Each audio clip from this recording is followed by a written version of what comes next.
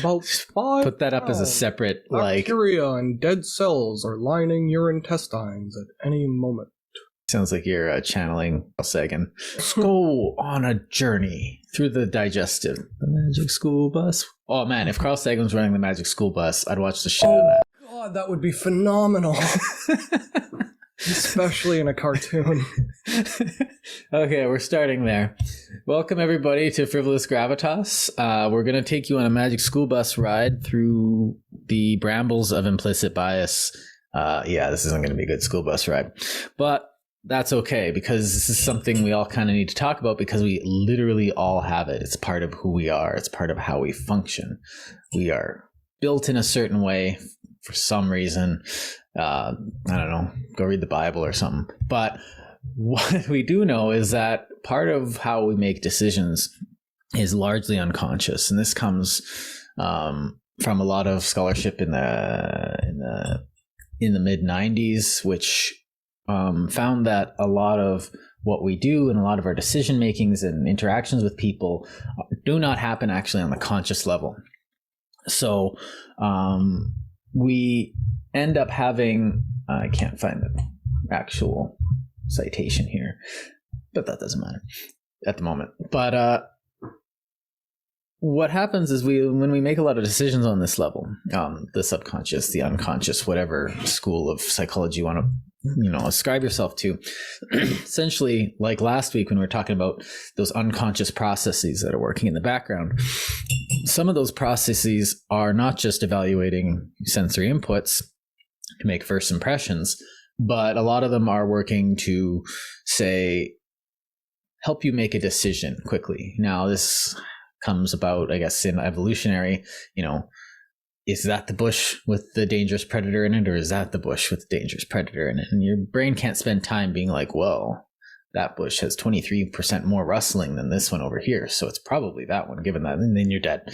So we do have these unconscious processes for very, very good reasons. They're not racist. They're just there, and we need to learn to live with them. And sometimes, especially in modern society, they lead us into quite stupid places like mob behavior or sticking to opinions that have no basis in reality, or just stupid jingoistic stuff. So what we have here, now we all have like conscious biases, explicit biases, as the literature would have it. So something that I like this because this. So, you have a bias towards something. Now, it could be something that you like, a hockey team. My bias is towards the Winnipeg Jets because I lived there, because this and that. I know about it. It's conscious. I'm making this distinction on a conscious level.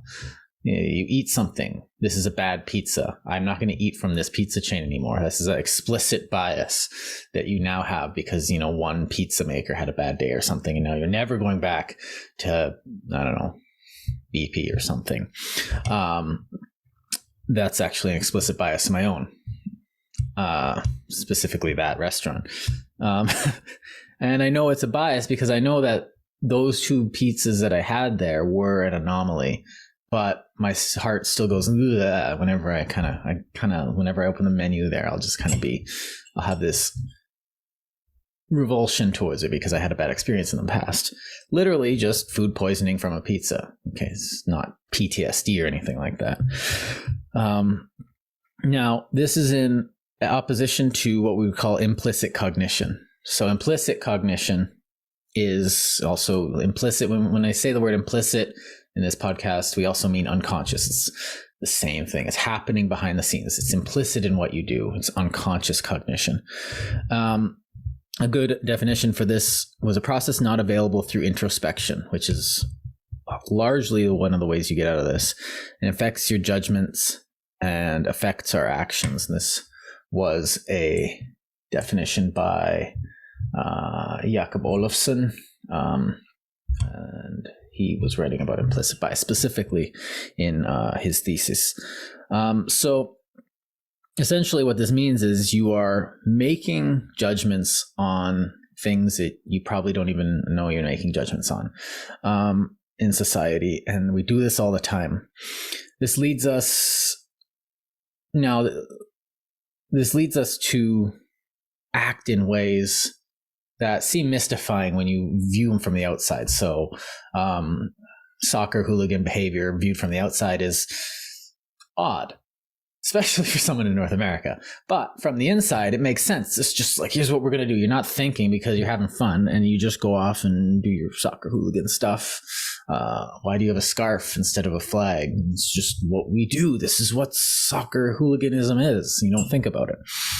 It's a bit of a shallow example, but essentially things in the background affect your actions in the foreground or in the real world. Your judgments and actions. I don't like this. Well, why? Well, because it's purple and I don't like the LA Lakers. That's dumb.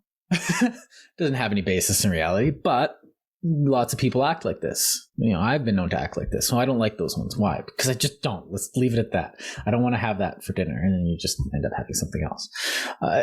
Unconscious bias. It creeps up like this. And today, Kris is going to go through, I'm just kind of giving an introduction here, laying some foundation for him to work off of. And he's going to examine, he's going to take us along so that we examine how this, would you say, affects or drives us in society? How it riles up other biases. There you go. That's a good way of putting it. So yeah, I'll give the talking stick to you, and I'll let you go. Hello, and thank you, Jordan. Yeah. Oh yeah. Also remember to like and subscribe, RSS feed, blah blah blah. Yeah. Do that and other stuff. Yeah. Just nuke that like button or something. I don't know what people say nowadays. I think they say tickle it now. Mash and tickle. Just give it a nice little the diddle. If anybody's a Kevin Smith fan, they'll get that from the flying car. Oh jeez. Obscure, like animated, or not animated, but short movie reference. Anyway, that's a deep pull. Anyway, let's keep going. That's a very deep pull. Showing our biases.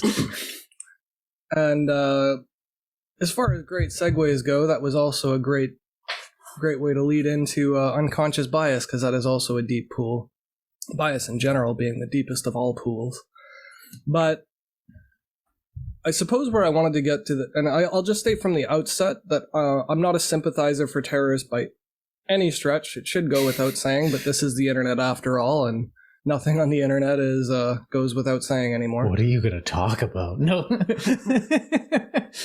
What is he going to say, folks? Stay tuned. The fact of the matter is, it is possible that even our demons do things that aren't necessarily wrong. And I think a lot of our unconscious bias has led us or sort of fueled some kind of hatred or vitriol towards certain groups of people, thereby also fueling other biases like racial bias and gender bias and things like that, just predicated on the unconscious or latent assumptions that we make when generating thoughts or ideas ourselves. Mm-hmm. So I'll get into a bunch of that, but I just wanted to preface this whole episode by saying that obviously we are vehemently opposed to all forms of violence.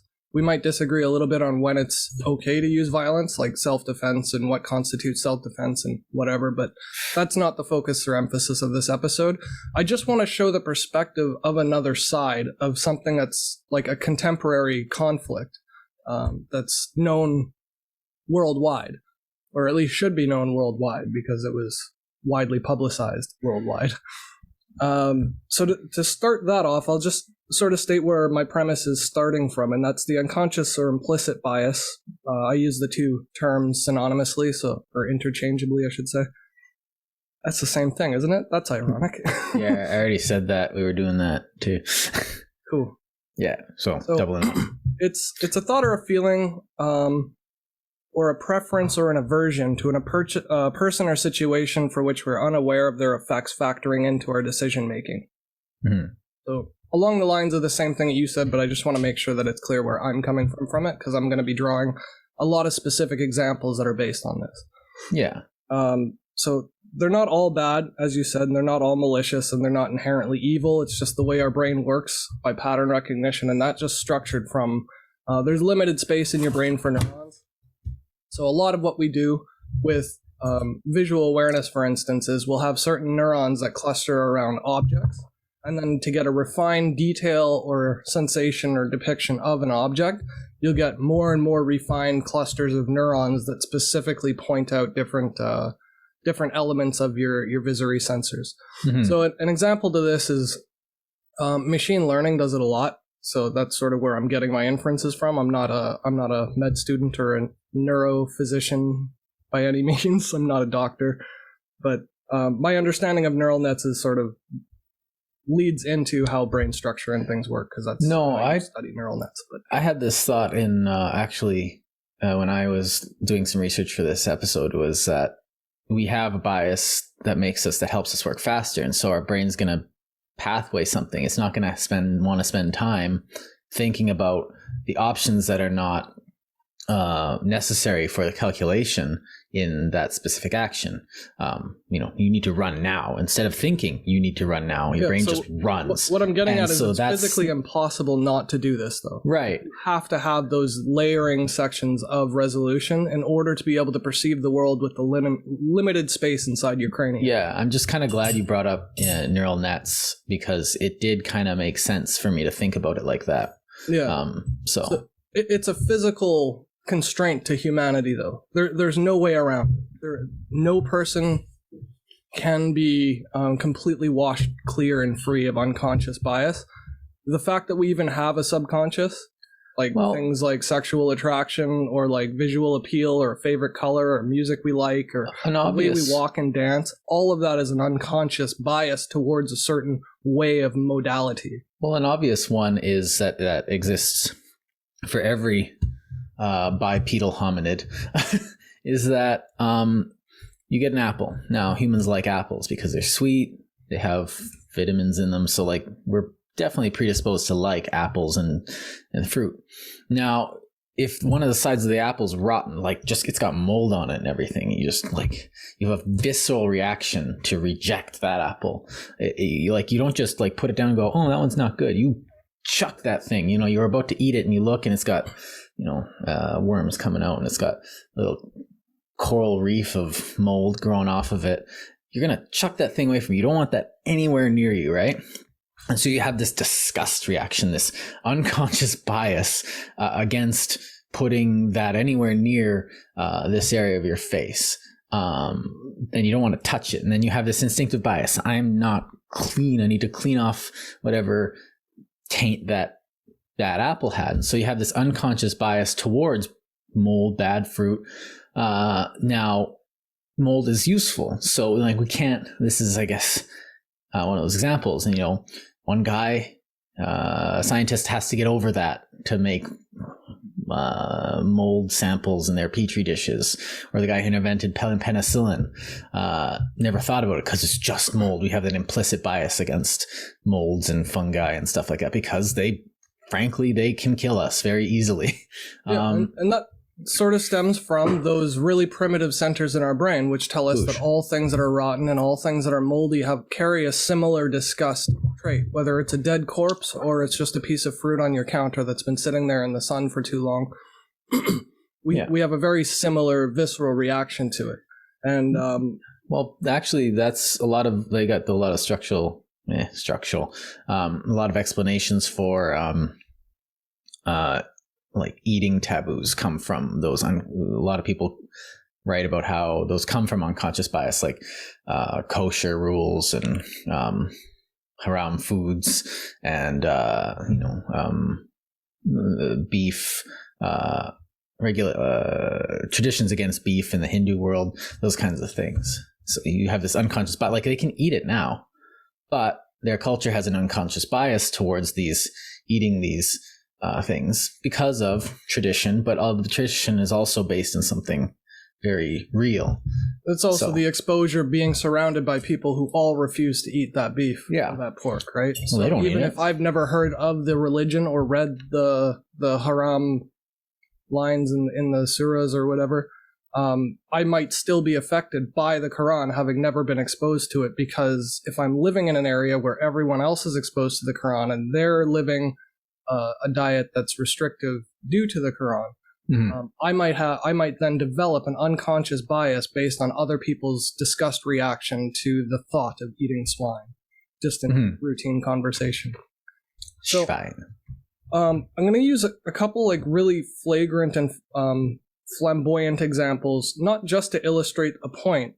So it's not hyperbole. These are, I really do mean them very, very strictly and literally.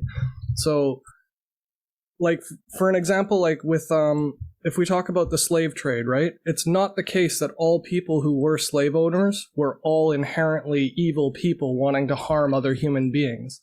There are invariably some people who had slaves and owned plantations and worked their slaves who didn't actually see anything wrong with black people having their own rights or being able to vote or having their own property or anything.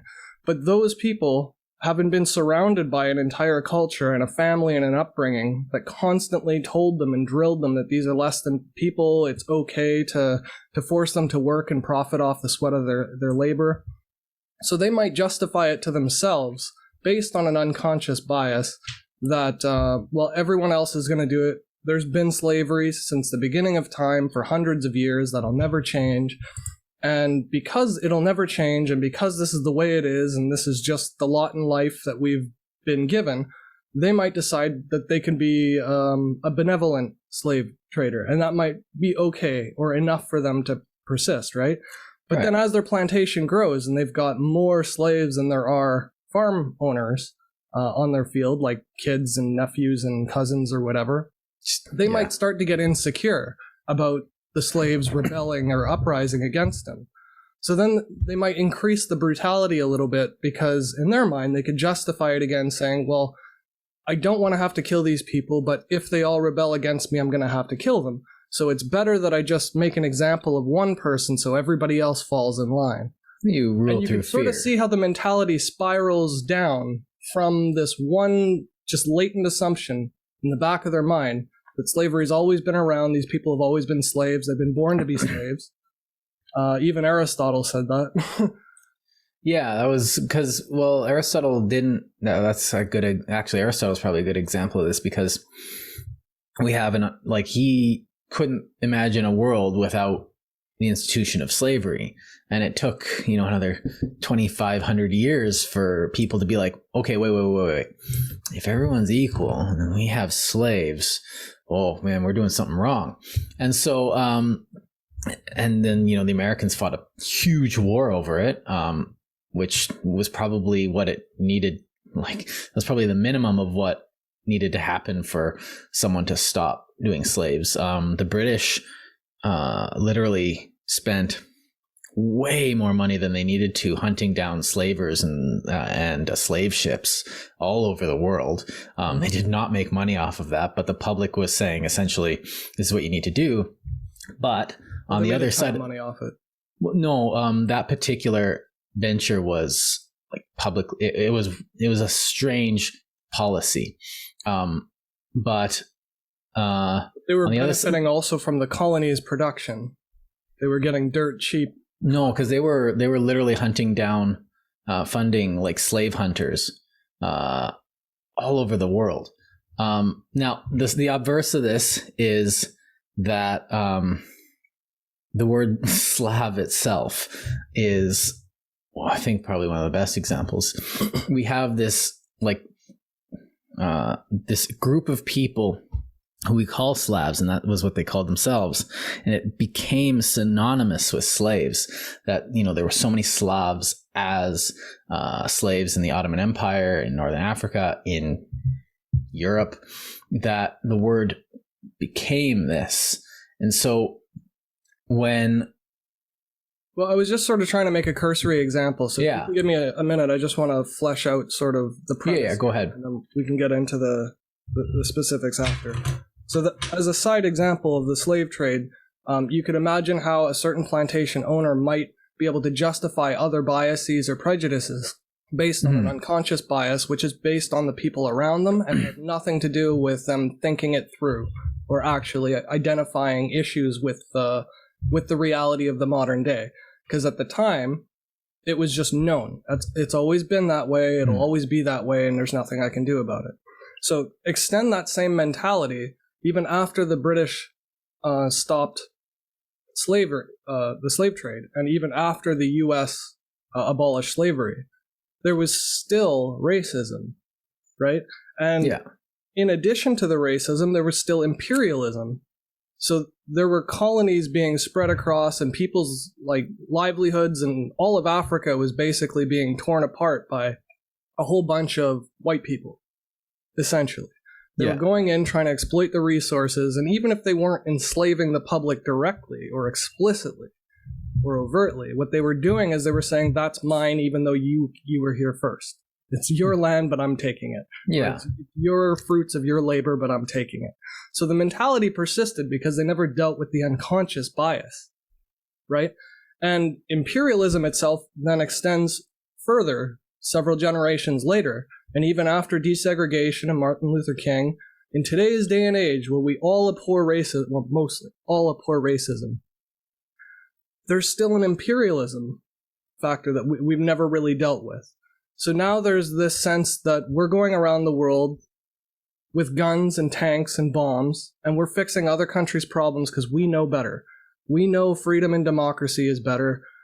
We know secular states are better, even though our own country's justice system and documents all have portrayals, depictions, and outlines of religious iconography or whatever you want to call it. Yeah, that's, well, they mean secular in the fact that it's the state itself isn't denominational.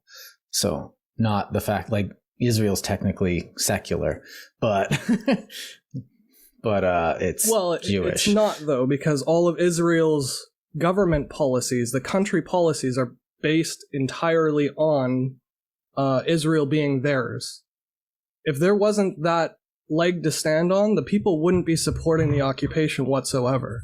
Mm-hmm. So it is unconsciously, because of their religious affinities and affiliation, that they persist to do things they would otherwise not do naturally on their own accord. Yeah, I'm personally hesitant to call what we're doing now imperialism. Imperialism, I'm not saying what we're doing now, but the states is doing now. Right. I'm still hesitant to call that imperialism. I think a lot of that resulted from crony capitalism, especially. That's a debate for another time, but I can give you a dozen examples on that. With regard to, yeah, I know, but with regard to imperialism, let me finish. Yeah, okay, I'll let you finish, but we don't have imperialism right now. It's something different. Well, give me a second. It's a lot to unpack because it's so entrenched in our psyche, and it makes it difficult, and it makes us defensive when we try and discuss things. But that's just part and parcel to our humanity and our biology. We need to sort of set that aside and analyze discreetly how certain systems and subsystems affect other systems and subsystems of belief. So another example of how this stretches out, or pans out, I should say, is the idea of the two-party system in the States. Mm-hmm. We know it's dysfunctional, we know it doesn't work, we know it's corrupt, and we know it doesn't represent the people. We have data on all of that, and it hasn't done so for decades, so it's not just a one-term thing. It's been like that for a very, very long time. Since maybe the 40s or 60s. Yeah. So the mentality that there's always been slaves and that'll never change is very much the same as there's a two-party system. There's always been a two-party system. That'll always be the same and that'll never change. Mm-hmm. That directly, even though it's an implicit unconscious bias, directly affects the way people vote. They then start trying to game the election system and start voting on people they don't even want representing them. They'll say, well, they're actually going to win, or don't split the vote. These are all results of what you're thinking. You'll hear people, don't split the vote. That's not democracy, though. Democracy allows for split votes, and if you don't have enough, then your party doesn't represent you, and then what ends up happening is, you're on side A, you're on side D or R, and then you're not voting with D, you're voting against R. You're not voting with R, you're voting against D, because, well, it's a two-party system. Well, it's just, literally in America, you can write down whatever name you want. There's a line in the American voting system where you can write down someone who you think. So technically, if everyone in what do they have, a county, I guess, writes down the name of like Fred Williams's cat, that cat can become president or can become the representative or what do they call a county leader down there? I don't know. Like it. Oh, that sounds awesome. But no, there's my unconscious bias towards Roman titles. But they just do sound cool. Although so do the Japanese ones. So. But you get a point in the argument where I just completely forgot where I was going. So I'm going to put it back to you. So along that same type of thinking where people are trying to now game the democracy system, it's less democratic. And I don't mean to say how much less it is. That's for another debate or a discussion. We 15%? No.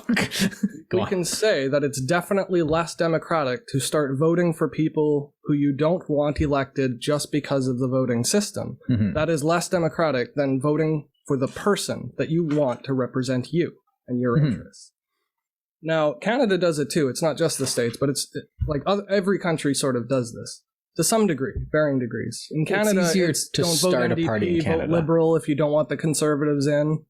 Yeah. Or vote Conservative because you don't want the NDP in, but the Liberal might get majority, but let them have it. Like everybody does this don't split the vote type system, except for like Switzerland, and Germany is really good about it too.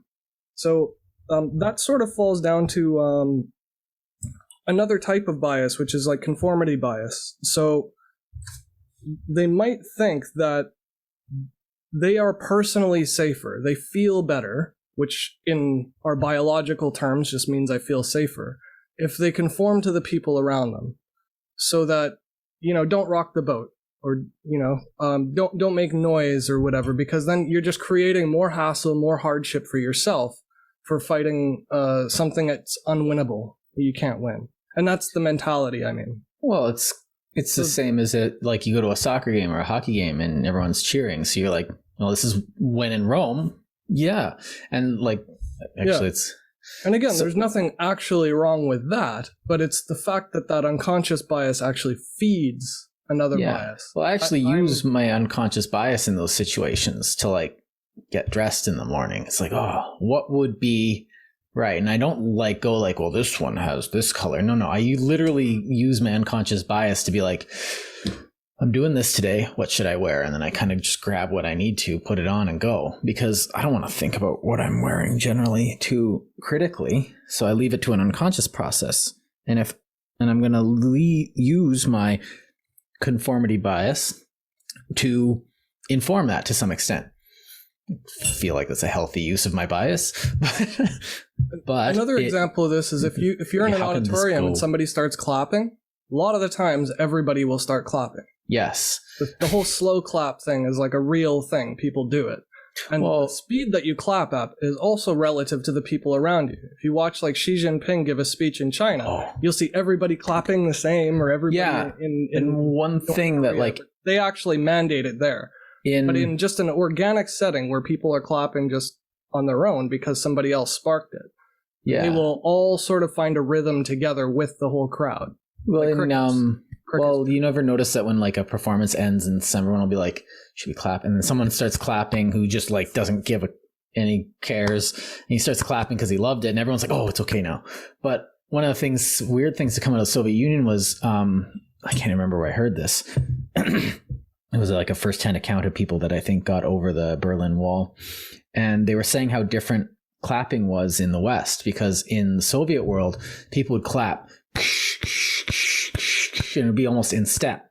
But in like a democratic country, people they'd wait for the cue and then they'd go nuts on their own. There'd be an individual clapping for it. So it'd be a group of individuals instead of like everyone stay in tune.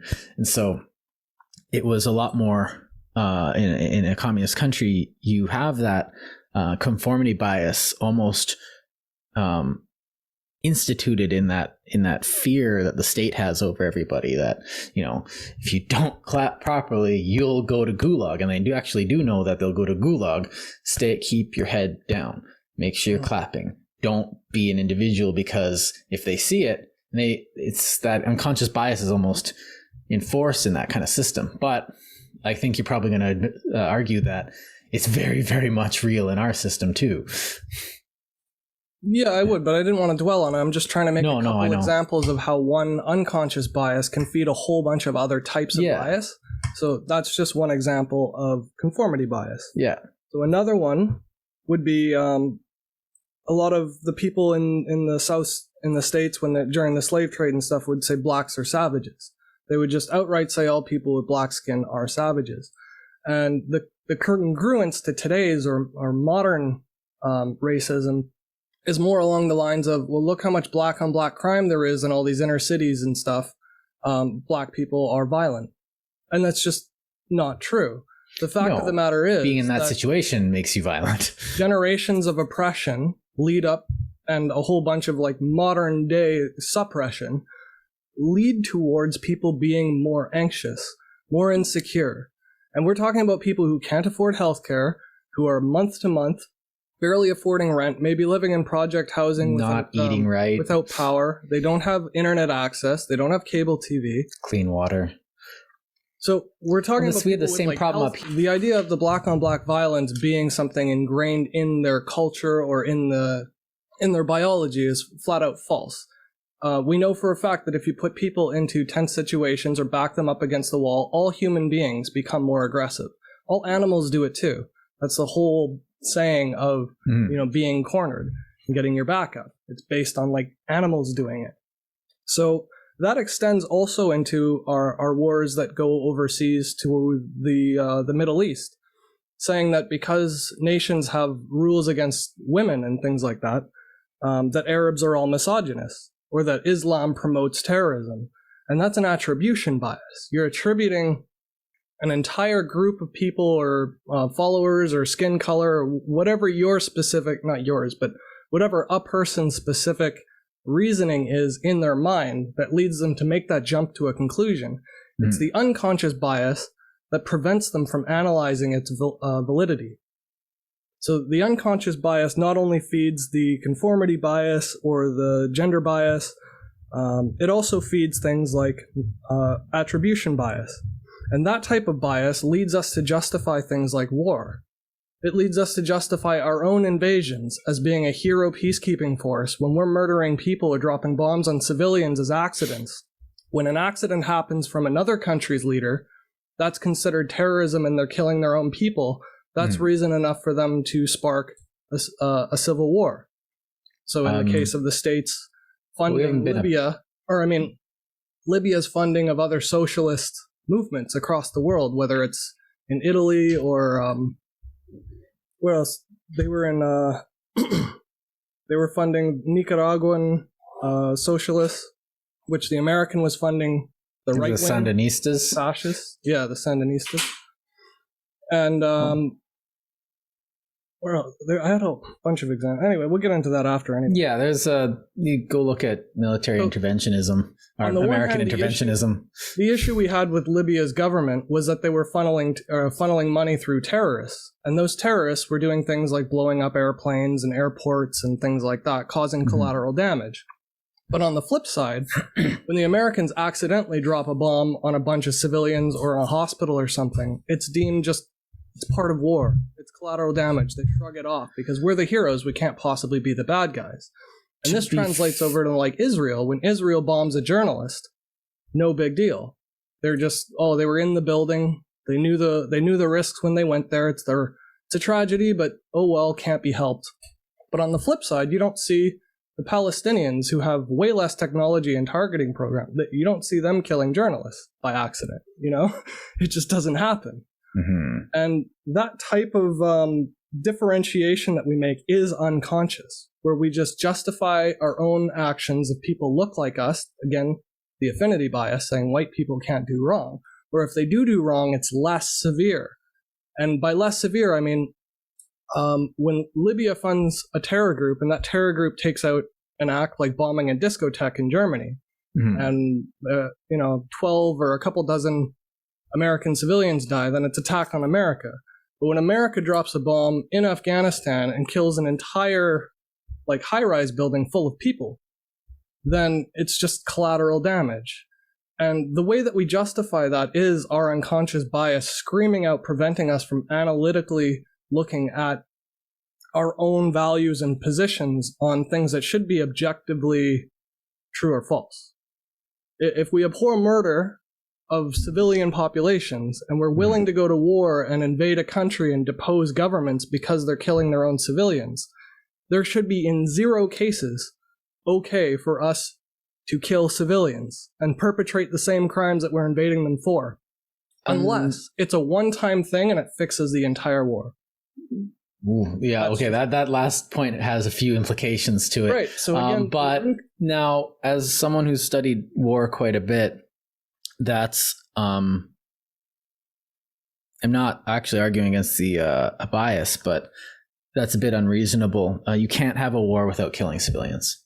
It's not possible. We disagree on when. That's why I said from the beginning. Oh, when, okay. We're going to disagree on where that line is, but what I'm saying is, it should be objectively true that if our only reason for invading a country is because they're killing their own civilians, by that logic alone, we should not be allowed to kill their civilians. No. Well, that's like, that would be a good reason to be like, why did we start this if we're just going to kill them? But at the same time, a whole other episode. Yeah, it's a whole other episode. And like, I'm definitely like, if we don't want them messing with our country, we shouldn't be messing with their country. Well, but they're killing each other. So yeah, it's hell over there. That sucks for them. But if we actually decide to go to war with someone, the thing my thought is should be lying towards as few as possible. Do whatever you can to, without destroying operational integrity, because you have to actually win the war. So I think the line is very circumstantial, but line moves, but one can say for sure, no matter how much you earn, if you earn more than me, that's true or false. You don't need to know exactly what degree the gradient is. No. You do need to say that it's not okay for one person to accidentally kill a journalist, like Saudi Arabia assassinating Jamal Khashoggi. They're completely fine not going to war over that. Yeah. They went to war in Syria over a gas attack that landed in a building and accidentally killed people. So, yeah, that was even that gas attack, there was some circumstantial stuff with it, and everyone's just like, well, we're going to interpret it like this and go to war. And then Russia's like, well, we're going to attack because we're going to interpret the gas attack like this. And the Syrians are all just like, we're already at war. So in all reality, the Cold War never really ended. That whole Russia-US feud. So as soon as US starts going into Syria on false pretenses, it makes logical sense for any government like Russia. Like if we were in that same position, it would make sense to discuss and consider that option too. So our unconscious bias is say that like Russians are the bad guys and, Bashar al-Assad was the bad guy. Well, just, 10 years ago, Bashar al-Assad wasn't the bad guy. Like the U.S. was hailing it, or not 10 years ago. Yeah, well, it's the same with the Mujahideen in the 80s. Like that's like the Taliban are our beast that we create. Well, not ours, we're Canadian. And they do the Americans. A lot of things too, not just people and groups. They do drugs, right? The war on drugs. While that was occurring, they were also importing 80% of the country's highly addictive cocaine through the CIA. Yeah, so that they could fund money, went to the CIA in a covert budget. CIA gave guns to the Contras in Nicaragua so that they could fight another regime, no different from Gaddafi supporting other socialist parties or whatever. And then those people mass murdered tons of other civilians. Again, no different from that in Libya. And then from that, they sold the drugs to their own people so that they could make money and feed back the war. Yeah, the first Gulf War. So the issue with that, though, is I'm not saying that the bias caused it, but it made it worse. So as soon as somebody did the action once and it was justified reasonably to the public was more readily able to side with the government's actions or defend themselves or consider themselves the heroes in international politics, even when by and large most situations didn't objectively draw that same conclusion. I'll agree it was nebulous and there's gray areas in between and nobody's good or evil. Well, but to say that it was a rational or reasonable thing to do is entirely predicated on someone's judgment when they don't have any information on the time. Yeah. And that judgment is based on their unconscious biases. My thought is that it might, like this Machiavellianism, essentially political ends justify the means, it goes back pretty far. You get the Kermit Hoover and the Iranian overthrow and stuff like that. But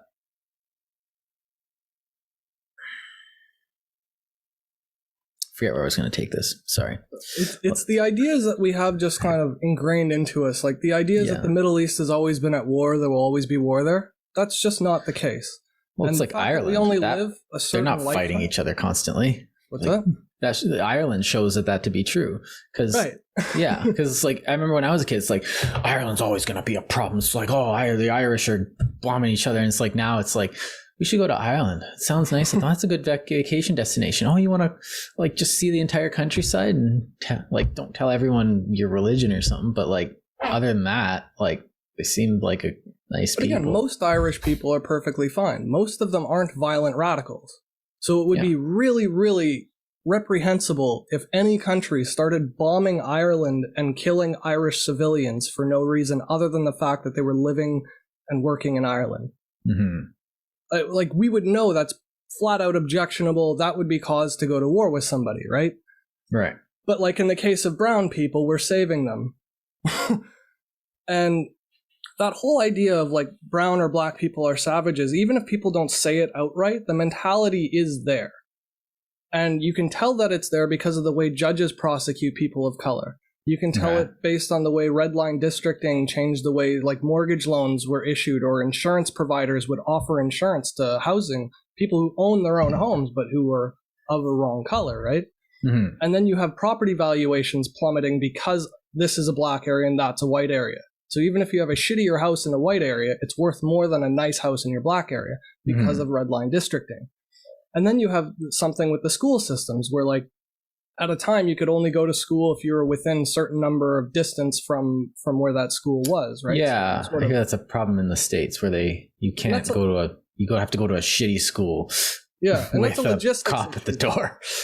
To a government, that's just, we should have people not driving as far as possible to put their kids in school. We should just have all of our schools be good and they just go to the nearest one so that commute times, traffic goes down, accidents go down, et cetera, et cetera.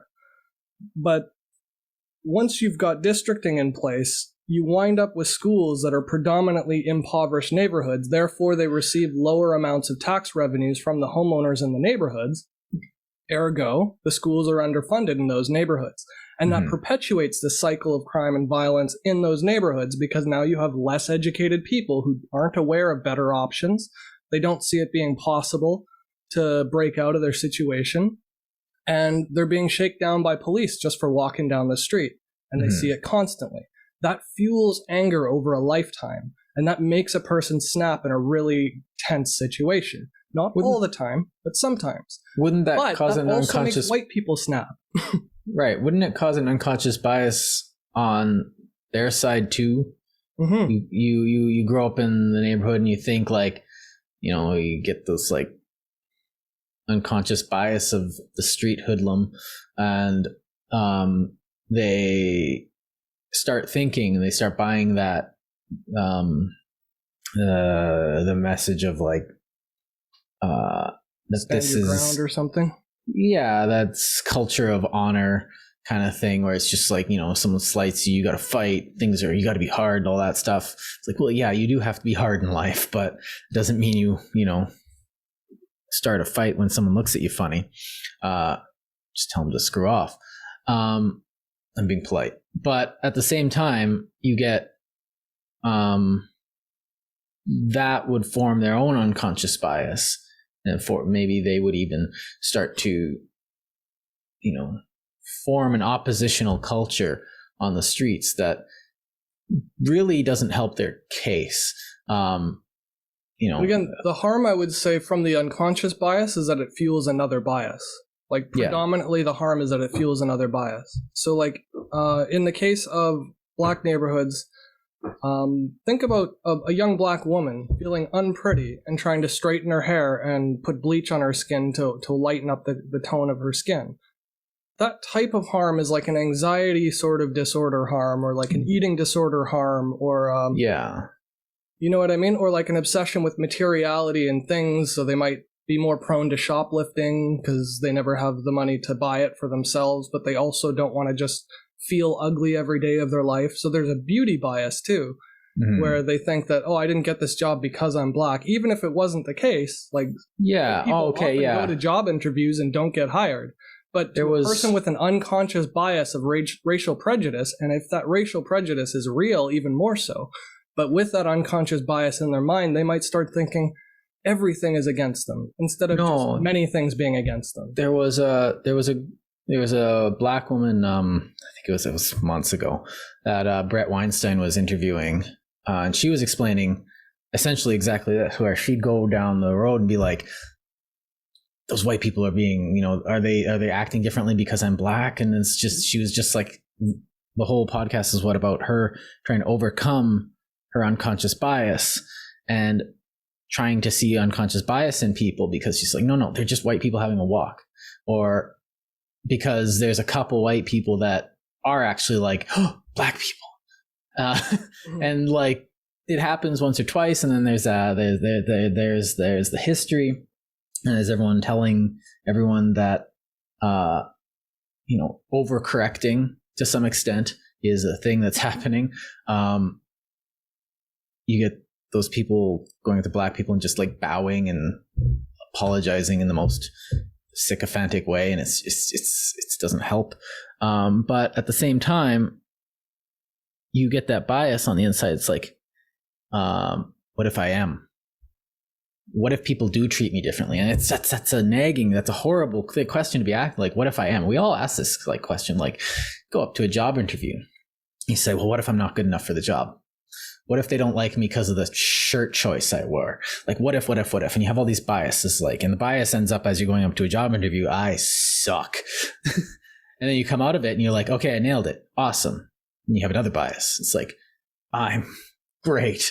And it's okay. But when it's on such an arbitrary thing, such as, skin color, it's not going to be healthy. And you're going to walk down the street and you're going to have to fight that thing. And like, and then like on the other side, everyone's wondering if they're racist.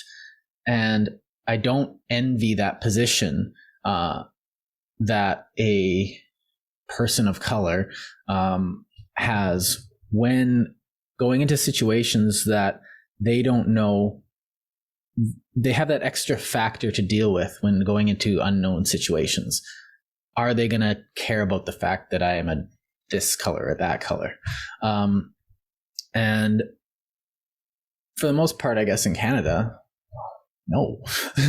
But if it does happen, you have a human rights tribunal that you can go to, and you can bring the weight of the government down on their heads. So use it, obviously, but like, don't like expect. You have to use your conscious, your explicit part of your brain to fight that. And that's we're going to probably get to more of that later. So I'll let you keep going. Yeah, well, in keeping with the job interview thing, like you'd mentioned in a prior episode even that you like to shake someone's hand and look them in the eyes. Yeah. Because then you can see if they're a right fit, all that. Yeah. Nothing against that. Most like good business owners do that because that's the easiest way to have cohesive structure within a company and an organization, which makes them more profitable. But not only that, it makes all the employees are happier. But the issue with that is it reduces diversity in the company just inherently. So it may not mean that you don't hire a Black person. Not you, but I mean like, sorry, let me change that. It may not affect whether or not you hire a Black person because you're not racist, right? I try not to be. For somebody else who is unconsciously, subtly racist, or maybe just saw some crazy thing in the news with a bunch of people shootouts and drive-bys, or maybe they live in a neighborhood that's right across the street from where a lot of the black-on-black violence is happening, so they see it constantly. Yeah. And that's stuff that we can't really factor out or control. But even deeper than that is the idea or the approach of saying trying to fit a person for a culture is easier for the manager and the company to manage.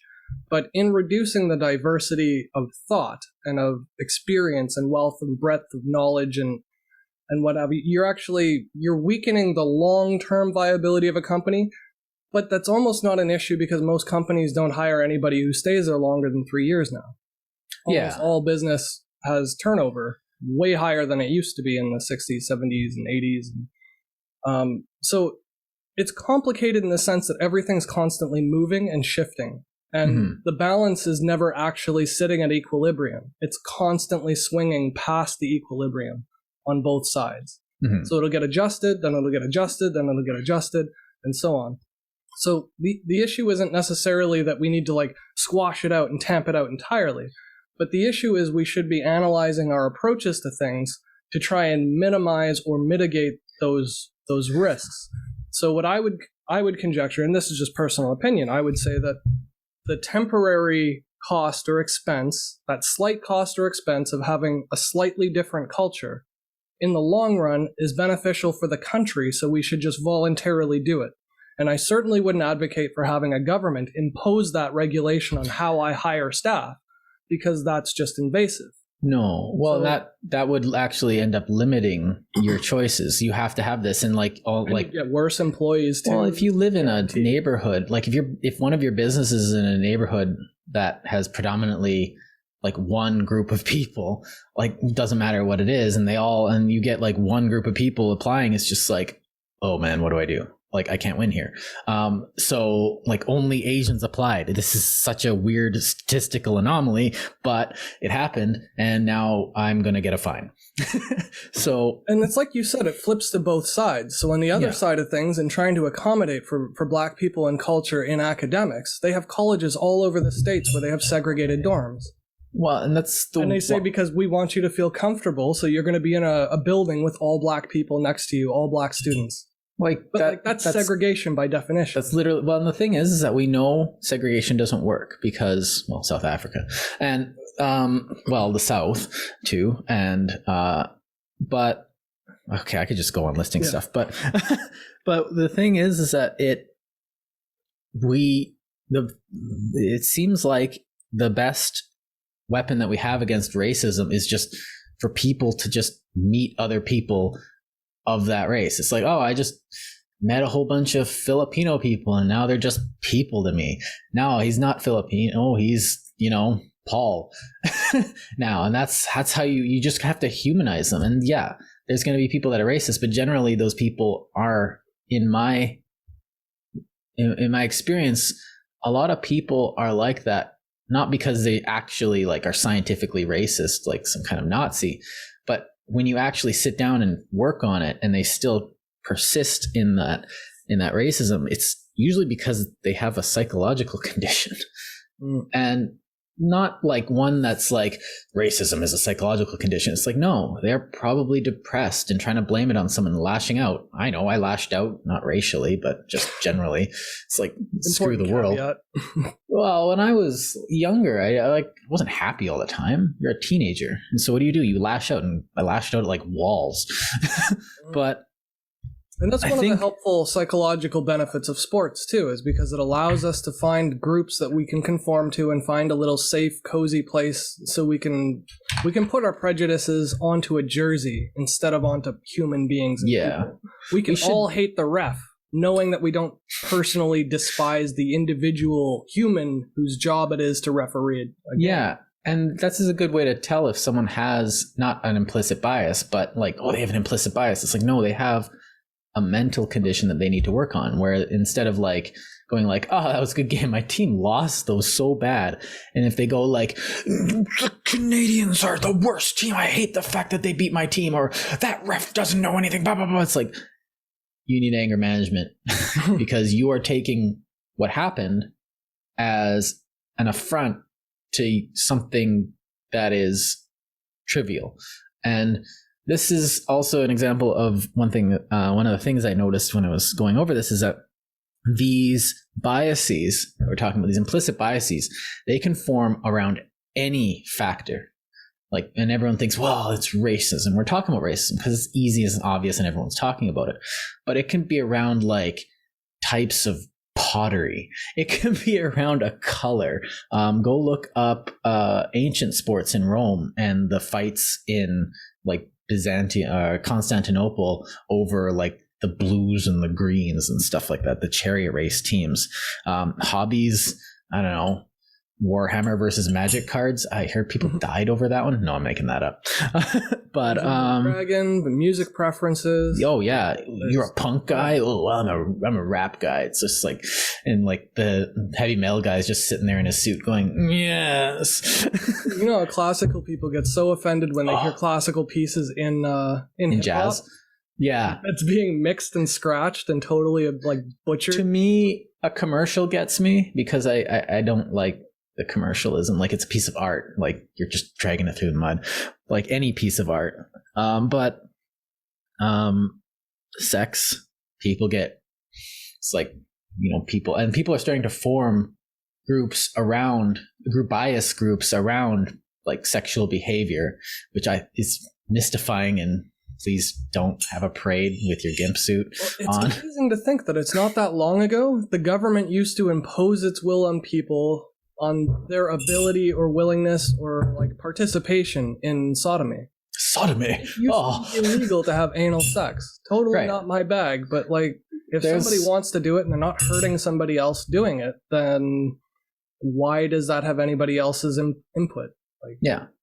Well, it's really what people do behind closed doors is really their own business. And I mean, that should go without saying, but again, we're on the internet, so. Yeah. It's like, what are you reading? How dare you read that? It's like, it's just a comic book. Like, but if somebody's not of age to give consent, they're not allowed to say that it's okay for me.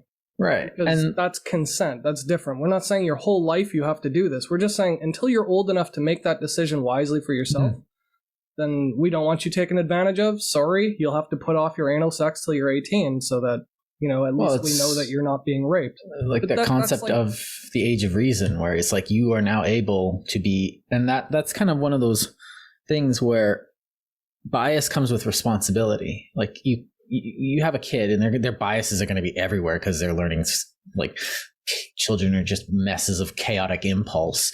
And so you have these little bias goblins running around yelling things that they've just heard and having these biases, and like they'll form like implicit biases over stupid stuff, like your class uses that textbook. Wow, you guys are so dumb. Everyone in class B is just an idiot. Like, it doesn't, like, and then they'll just forget about that bias because, you know, they won't care about the textbooks. Like, you've even mentioned before too, when you were in school, that there was a height bias that played against you because you were shorter than other people. People would pick on you just because you were shorter. Yeah, and I was new usually. I moved schools like 15 times. So like I was always the new kid, which, you know, the new kid's like, you know, he's new. But just like there's a gender bias, like misogyny or sexism or whatever, there's also like height bias, beauty bias, like we talked about, where they think that only white people are pretty or only Asian people are pretty, only straight hair is pretty, only blondes are pretty, like all these types of little things. But when you see them repeatedly on TV now, but like before on billboards, magazines, comic books, when you see it constantly, you're not processing it at the front of your mind. You know, you're using your subconscious, the back of your mind, that deep primal brain. Then it's drawing patterns for you to try and speed up cognition. Yeah. So the next thing I wanted to sort of step into is the reason why we tolerate these types of bias inflations through unconscious bias is because it's much, much harder to constantly be analyzing and overthinking every type of judgment and where it came from and what stemmed that thought and how long have you thought it and who told it to you first and how many people agree with you. Like, all those things are way too hard and complicated to think about every time you pour cream and sugar into your coffee, every time you choose something to wear, every time you choose to pronounce a word differently, or whatever, because like, I've got a twang accent or something like that because I'm from the South. Trying to hide that, for instance, if you've moved up north and people are making fun of you for your accent. Yeah. Meanwhile, you're like an astrophysicist. Yeah. But the thing is, even if you don't think about, like, I need to change this about myself to fit in with other people, if you just move to another country, you will pick up their accent. Yeah. So if you or I moved to England, we would start speaking with a British accent in 20, 30, 40 years or something like that. It takes time the older you are because your language is built so early in life.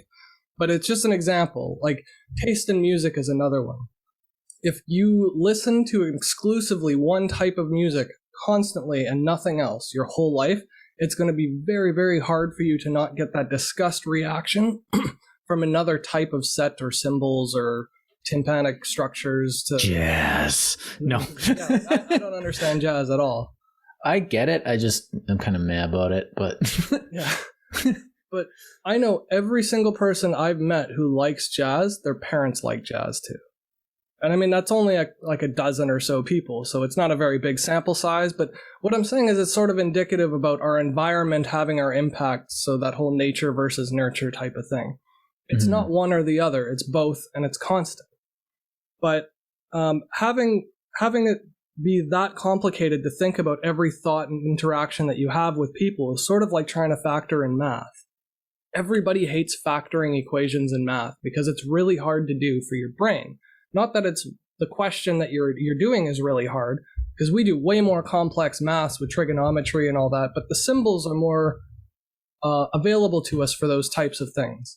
Whereas with factoring, you yourself have to look at a single block of a polynomial and break it into its constituent parts by your brain just testing every possible hypothesis. And this is why encryption works, harkening back to our data episode. Encryption works by factoring primes, and the only way to do that is to try every single one of them one at a time, and it's really labor-intensive even for a computer to do it. Mm-hmm. So you can imagine factoring things out from a brain, trying to figure out how this one whole thought came split from an amalgam of other thoughts, or an aggregation of other experiences, or something like that. Mm-hmm. So we're naturally averse to even the process of analyzing our biases, because not only are they uncomfortable, and not only do they make us defensive, but they make us question our identity and our character at a level that's almost insulting to ourselves. Yeah. So, like, biologically, we are hardwired to do it, and we're also biologically hardwired not to prevent doing it. Well, one of the reasons, like, you see things like astrology, where everyone will be like, which is essentially an unconscious bias machine. You're like this, you're like this, you're like this. But then when you say something like, well, that's stupid, I'm not a Leo, I'm like actually just me, I have this, it's just like, oh man, am I actually like this? One of my favorites like this is musicians again, who my wife plays in a number of bands, or at least she did before COVID. And what would happen was you'd get people be like, oh, you're definitely a piccolo player, or you're definitely a trombonist, or you're definitely a tuba person, or you're definitely a percussion guy. It's just, then this will happen. And the thing is that stereotyping is somewhat correct to some extent, because there's some truth in it. There's enough truth in it to be like, yeah, that guy looks like a guy that would pick up a trumpet and be like, yeah, this is me. Now, you were creating sounds and stuff like that. But at the same time, you can understand that there's that knowledge that, trumpet players are a certain way, but it doesn't actually help you in any way in interpersonal settings. Trumpet players are this, he's like this, so I have to act like this and this. And like you said, we don't have to work like that. You can't just go and map out a conversation with somebody, based on what you know about their implicit biases, what you know about your implicit biases, how they're going to react to this. That's not how anything works. It's not how people work. You can't mathematically construct a conversation from biases, because it doesn't work. They don't work like that. You you have to go and use your impulsiveness in a sort of a passive way for the conversation to even happen, which means, the fact that they're a trumpet player or black or whatever doesn't end up mattering. You have to take them as an individual. But there's always a but. Yeah, and it can be fun because it tickles our brains. Yeah. We know that we have the biases, like racial biases, for instance, and that's what makes racist jokes funny. The joke would be not funny whatsoever. It would make zero sense if people literally didn't have unconscious biases. Can you believe black people always have models of the space shuttle? It's like, what? No, they don't. Why do black people like the space shuttle so much? It's like... Or like the idea that every Star Trek fan tries to learn Klingon and plays with their friends and like their greasy friends in a basement with tight pants and... all these stereotypes that we can make fun of, and they're funny in cartoons and comics, and because we can identify with that thought. Yeah. Having had it. Not that we ascribe to it or believe it or that it's so unconscious. It's so obvious that we call it a stereotype because we use it and see it so often. Mm-hmm. And like to say that we should make things not funny anymore is just a bad approach to anything in life. Yeah. So if something's funny, we just got to find a way for it to not be harmful and still be funny. So maybe that means dialing it down. Maybe it means choosing where you tell the joke. Maybe it means, time and place and just like discretion on the speaker. But it doesn't mean a joke should never be said. I think with comedy in specific, when you're talking about biases, I think it's open season because it's comedy. And you can say, okay, I'm going to tell some off-color jokes up here about, and they point at like me. It's like, look at that white guy right there. And that in the audience, he doesn't actually hate you. He's pointing out true things in a funny way. He's going to exaggerate. There's going to be hyperbole. But at the end of the day, he's not out to get you.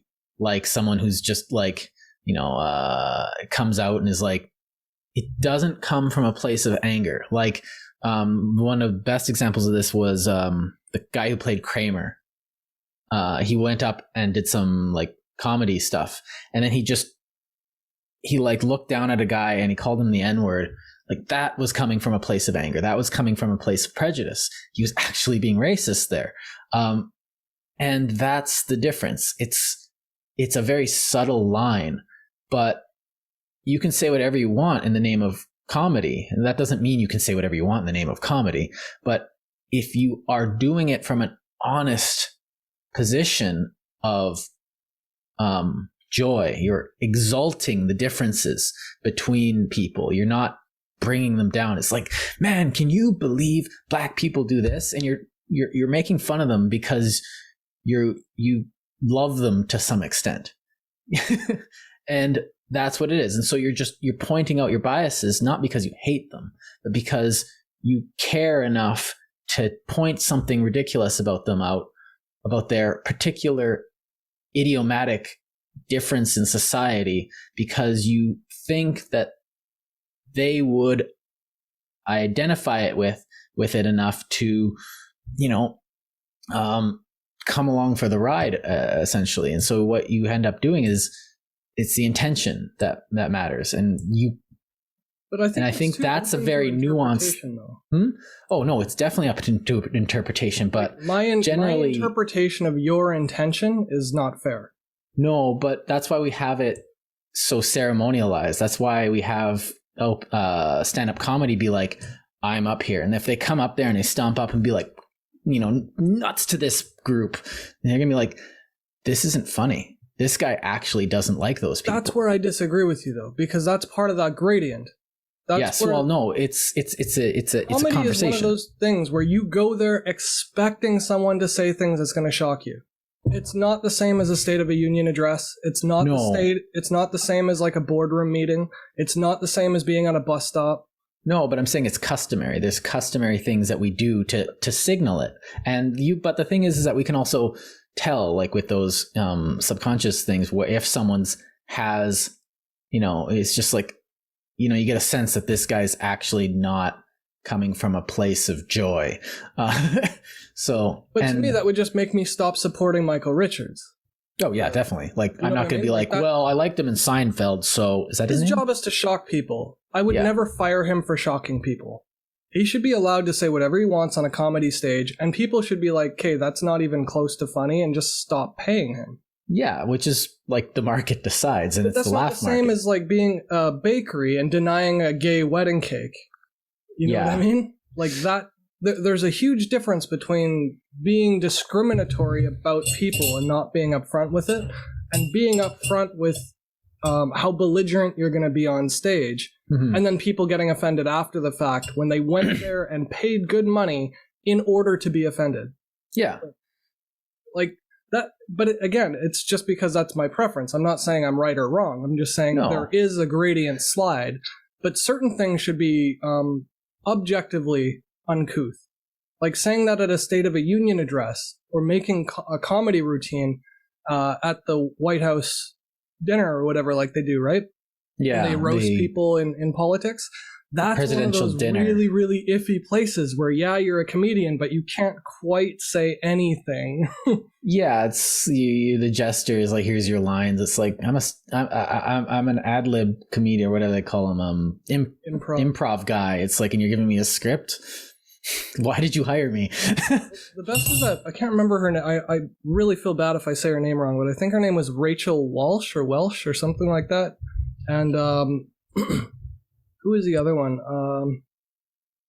There were a couple of them recently, just in the last like 10 years or so, that have really, really offended a lot of the politicians and stuff. But like at the time, the politicians were making racist policies.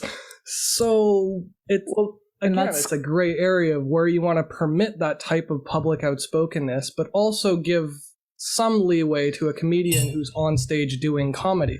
One of like Canada's got a definite institution. It's like, you see the CBC had those like air farce in this hour 22 minutes, which was literally just like, all right, Let's make everyone's fair game. those were like, didn't matter who you were, didn't matter what party you were on. It's non-partisan, like everyone's fair game, which was kind of neat. But even Jean Chrétien's like, because he had a stroke or something, I can't remember exactly why, but Jean Chrétien, our old prime minister, used to have he had a part of palsy, his stroke, right? Yeah. That was fair game for everyone. Nobody was virtue signaling or like cancel culturing. Look at me, I am the Prime Minister of Canada. Because the way we saw it, it was just a distinct trait. It's a caricature to make fun of it. It's we know that it's so inane and it's so superficial that it can't possibly be taken seriously. Mm-hmm. But if we did that now, like try making the movie, like my dad says, try making the movie Blazing Saddles in today's cancel culture. Like Blazing Saddles is you just couldn't. So good. Like you'd get boycotts and riots, and you know people would be all up in arms about like falling to pieces over a movie, and you're like, really? That's kind of the place for movies, is to keep it on screen and not in the real life. Well, and like anything Mel Brooks made, really. Murder is everywhere in every movie and book you can read now. Like, to say that because we abhor murder that we can't ever display it on TV is insane. Yeah. We would just do it anyway. But I think that gets down to the whole, the gray area. And what I wanted to focus on with the unconscious bias is the way it fuels other biases that aren't so gray. Right. So the way it exaggerates or exacerbates things that we can't control, that are just, subtle and latent and just nudge, nudge here and there, and turns them into big, huge things like supporting a war effort that is premised or predicated on events which we've, within the same realm of context and time frame, also perpetrated ourselves. And I think that's the bigger harm, is because we're causing destruction and contributing and enabling it, and we're promoting it. Not all of us, but enough of us in large enough groups. And we're not even second guessing it, and we're not even questioning it. And because we're not questioning it, it gets worse and worse, not better. And then to counteract that type of aggressive movement, you have a counter-aggressive movement like terrorism that has never been so prevalent before. And terrorism spawns from a hatred of a group of people. It is just as racist as bombing people who are brown just because they're brown and we're heroes because we're white. It's a bit reductionist. It's a personal opinion on whether or not that specific war was caused by racism. I get that. But what I'm saying is the justification by politicians is inherently dredging up the latent biases of the people to garner their support. They're doing that intentionally. Mm-hmm. They hire psychologists and statisticians and they do polls. They know exactly what they're doing when they're trying to make people angry and rile them up to have some kind of boogeyman. Well, you see this every election. That's exactly what they're doing. They've got psychologists, marketing psychologists going like, we need to have this image. This is what you need to do. You need to have like this or that. This is how you win this election. And like for someone like me, look at me, I'm so fancy. No, but I've spent like 10 years learning how to see my own biases because in the field I was studying, like I have to be able to pick these things out and I have to be able to pick them out quick enough to, get on with the next reading or the next primary source, because it's like, why is this person writing like this? What's the thing? And so you see a campaign ad and you're just like, assholes. They think this is going to work. And like, it's so blatantly obvious on both sides. But like, if someone, like, I don't think everyone needs, well, it would be nice, but I don't think everyone can have that level of bias awareness, because not everyone needs to, like, some people just, it's not what they're going to be doing with their life. I can't it's like everyone gets 10 years of bias training and by reading history, no one's going to do that. And the last thing we want is everybody walking down the street pointing at each other saying, oh, you got an unconscious bias, you got an unconscious bias, well, because everybody has them all the time. Yeah. That's the problem. And so any test that you get administered is not going to actually show unconscious bias. You can figure them out for yourself. Yeah. It takes introspection. But it's uncomfortable. It's deeply uncomfortable to question yourself and your moral virtue. You know what I mean? Yeah. And on any topic, it's like, well, why do I like PCs over Macs? Well, it's an unconscious bias. Well, even going into that one myself would be like a little uncomfortable, because it's like, oh, I'm being stupid. But I would say it ceases to be an unconscious bias once you address it consciously. Even if your opinions don't change. Like, I'm not suggesting that everybody would just analyze it, figure it out, and then change their beliefs. Belief systems take time to change. You don't just change them overnight, even when presented with information. Mm-hmm. Well, that's why, like, someone changed my mind on the internet. Like, that's not a thing. Like, I posted something on Reddit and I changed people's mind, and I'm part of the issue. It's like, that's why we have long form discussions, because people can't just be like the media, like CNN, Fox, they'll post something saying like, this is what, change your mind on this issue because we showed you a graph. And like, no, that's never going to change anyone. Like, why do they even expect that to work? Because it reinforces. It reinforces the biases of the people that already have it. You're not going to change anyone's minds, because if you want to change someone's minds, you have to give them reading. You have to give them reasons. You have to give them like context. Context, exactly. And it's like, well, I believe this and it makes a lot of sense to me. Well, what about this? I don't know anything about that. You have to enlighten them. And that's why that's like why we're making this, because, 2-hour discussion is the bare minimum of what you need to actually start changing your mind. This is setting up the tea. This isn't hitting it into okay, this is a terrible metaphor. No, that works. Yeah. You're just putting the tee down for you. You got to hit it up. You got to drive that ball yourself. But I don't even golf. I think what's really important about that too is the argument factor to it. If you go into an argument thinking you're going to change someone's mind, you're arguing wrong. Yes. That's not how you argue. You argue to show them all the data that you have and all of your opinions and points of views, so that hopefully they could eventually draw that same conclusion out after thinking about it and ruminating on it. Because people don't just change their minds in a moment. Mm-hmm. Well, that's why we have debates. And debates aren't like who's going to win. Debates are like, can we come to some bigger truth by bringing these two things together? It's about pulling out the best arguments for both sides so we can objectively look at something that we are personally defensive when we try and analyze ourselves. So having a discussion with another person is easier to do that in pulling out our own unconscious biases if they disagree with you. Not really if they agree with you, because then it's just an echo chamber. But if you disagree with a person, voicing your disagreement to them should not be about changing the other person. It should be about getting as much as you can from the other person to see where they're coming from. Yeah. That to me is productive. And at the end you could be like, wow, that guy's an idiot. But you learned about what that particular subset of idiocy in our society knows, and maybe you did waste your time, but... Or maybe it reinforces your own belief systems and opinions too in the disagreement. Because then you finally say, well, this person, I've never heard that argument before, but that argument's even worse than most of the other arguments I've heard. So now you're better at... But now you're better at arguing. Your side is strength. You can preempt that strategy next time you have that same discussion with somebody else. And maybe the next time you have it, somebody smarter than you will make you second guess something, and you'll go back. And after a year, you realize, no, I should never have changed my opinion. Yeah.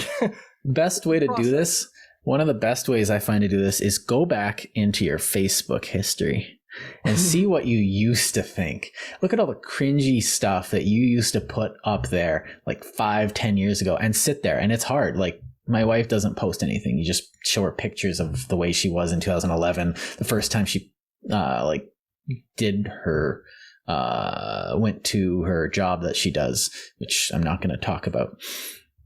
But and she doesn't even want to look at those, and it's just pictures of her 10 years ago. But like, for someone who used to be a bit of a fire breather, we got episodes on that.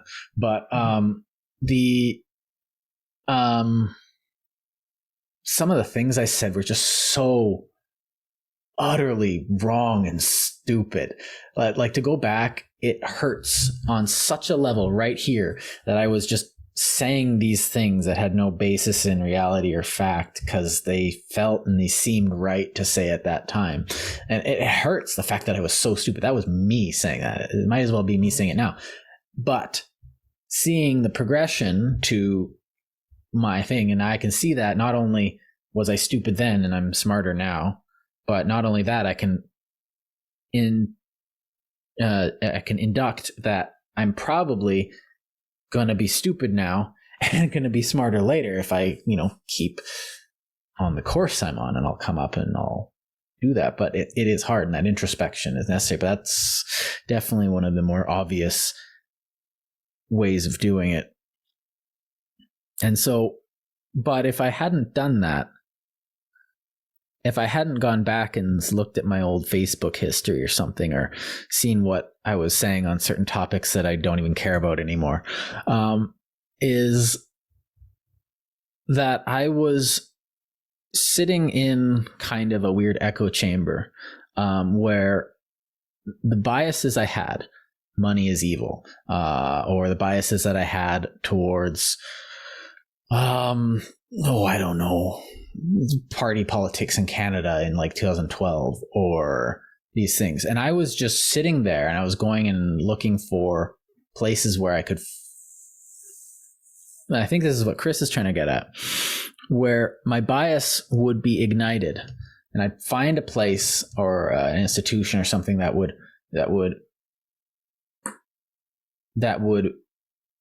reinforce what unconscious biases I was carrying around with me constantly, because I don't know, I hadn't actually read the things that I was purporting to read at that time, or I was doing this or that. So I was acting consciously and unconsciously, trying to exacerbate this in others because that's what it seemed to do. So I was going around waving a sign at people's faces going like, end economic feudalism or something like that, which sounds cool.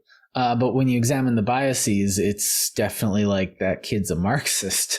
It's like, no, I'm not actually. How could you say that? It's like, because your unconscious biases are all pointing to the same thing.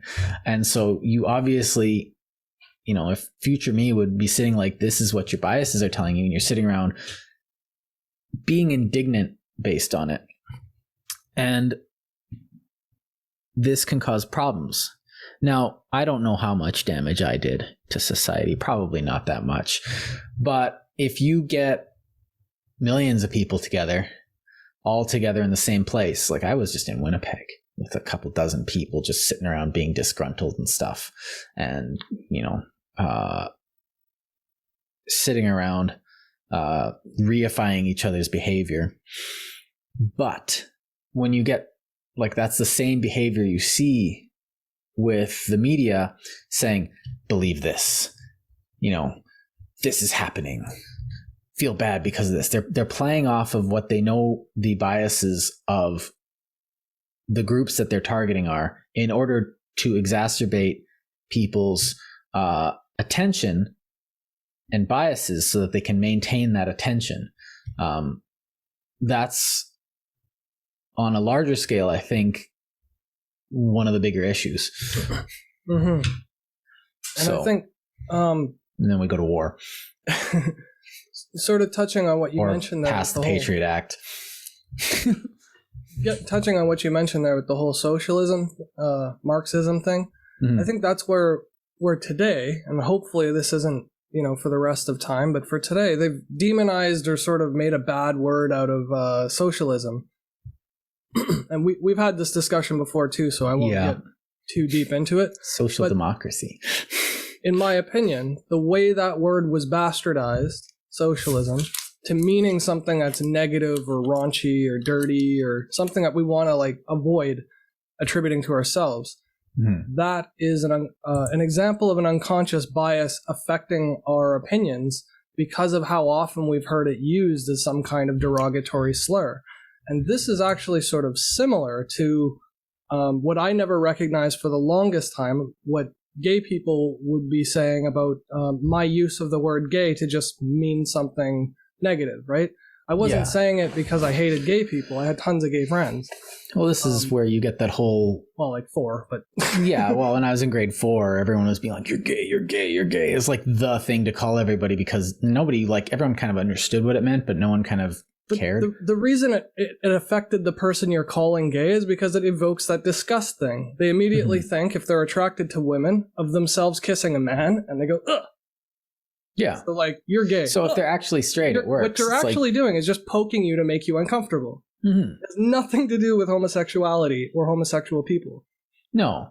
When a 10-year-old boy should have no understanding of the reality of that. But I agree that we shouldn't encourage the misuse of that word if it's causing harm to individual people, and there's no need for it. Do you know what I mean? Mm. So I don't agree that they should be able to force me not to use it, but I do agree with them educating me enough to voluntarily not want to use it. Well, and this is on this to be, it's what you would call socialism, I'd call social democracy, because I see in the word socialism an inherent bias in the word itself because of its roots in communist writing. So what that would call, I just call that social democracy, because socialism to me, now this is an explicit bias because I know exactly what I'm talking about, is that socialism to me is, social democracy with, hidden goodies that help you, collectivize. It's collectivized social democracy, essentially. The implicit portion is your aversion to using the term the way it's textually written. Yeah.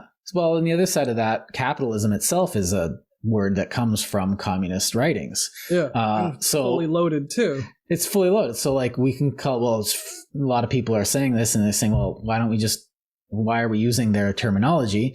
Which is, it's actually a brilliant move by the socialists and the communists to get people talking in a certain way, because, free market, capitalism. Well, okay, you have two words that mean the same thing from a different direction. So, I'm against free market capitalism. It's what the are you talking about? And so, it's free market, regulated free market is essentially what a social democrat would want. We want a free market where people can just do whatever business they want. But we want it such that there's restraints on what they can do in order to, provide things for people that, government to provide things for people, and also to put checks and balances on some of the darker sides of this, the crony capitalism. And here's where we can also disregard the biases. We can just use the word capitalism because it's easy. But it makes sense. It does make sense. You're out for capital. Yeah, the pursuit of capital is exactly what capitalism. Yeah, is. and so we've actually should be as self-identifying. We've kind of taken that.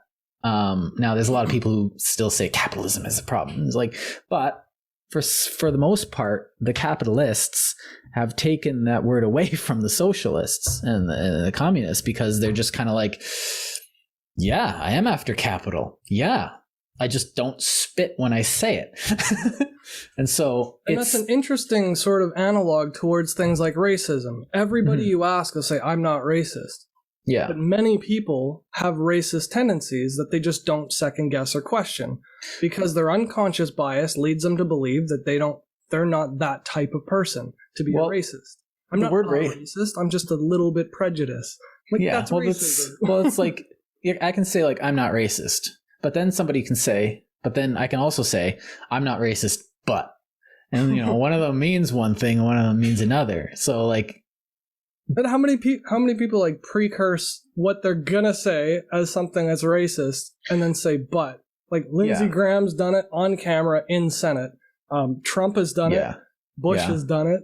Like, there are people, it's not just like, your neighborhood watchman down the street or whatever who's got some subtle racism to him, but like people in government are so oblivious to their own unconscious bias. They will say things like, I'm not racist, but we need to wipe these people off the map. Well, one of my favorites was like Biden was like, smart, what is it called? Like, black people are just as smart as white people or something. Or I know, I can't remember. He's like talking about kids going to school. It's like, smart people are just, I can't remember what it was, but he's essentially, oh man, I'm killing this quote.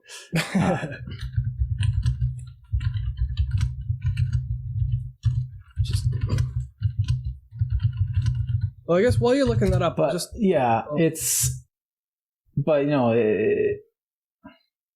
poor kids are just as smart as white kids. It's like, what? Like, okay, oops, your biases are showing, first of all. And second of all, like, you are kind of making Chris's point here.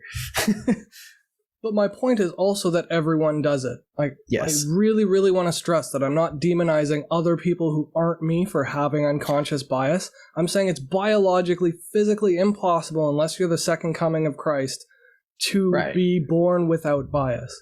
And it's impossible for a brain to function the way it does, and able to like do math and arts and walk and eat and swallow and do all the things that human beings can do naturally, which we think is easy. It's because we compartmentalize layers of abstraction, like we talked about in our abstraction video, that from one layer to the other get propagated forward.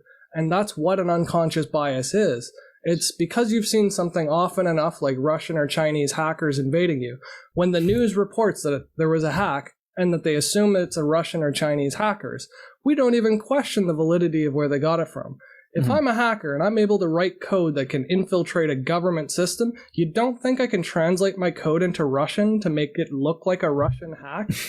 Like, we have machine learning algorithms that are free and open source that will translate anything for you. It's not like some hidden technology they would have had to develop themselves. It's like open source public software translation services. Well, and to me, it's just like someone says, well, Russian hackers are doing this. I'm like, yeah, no, duh.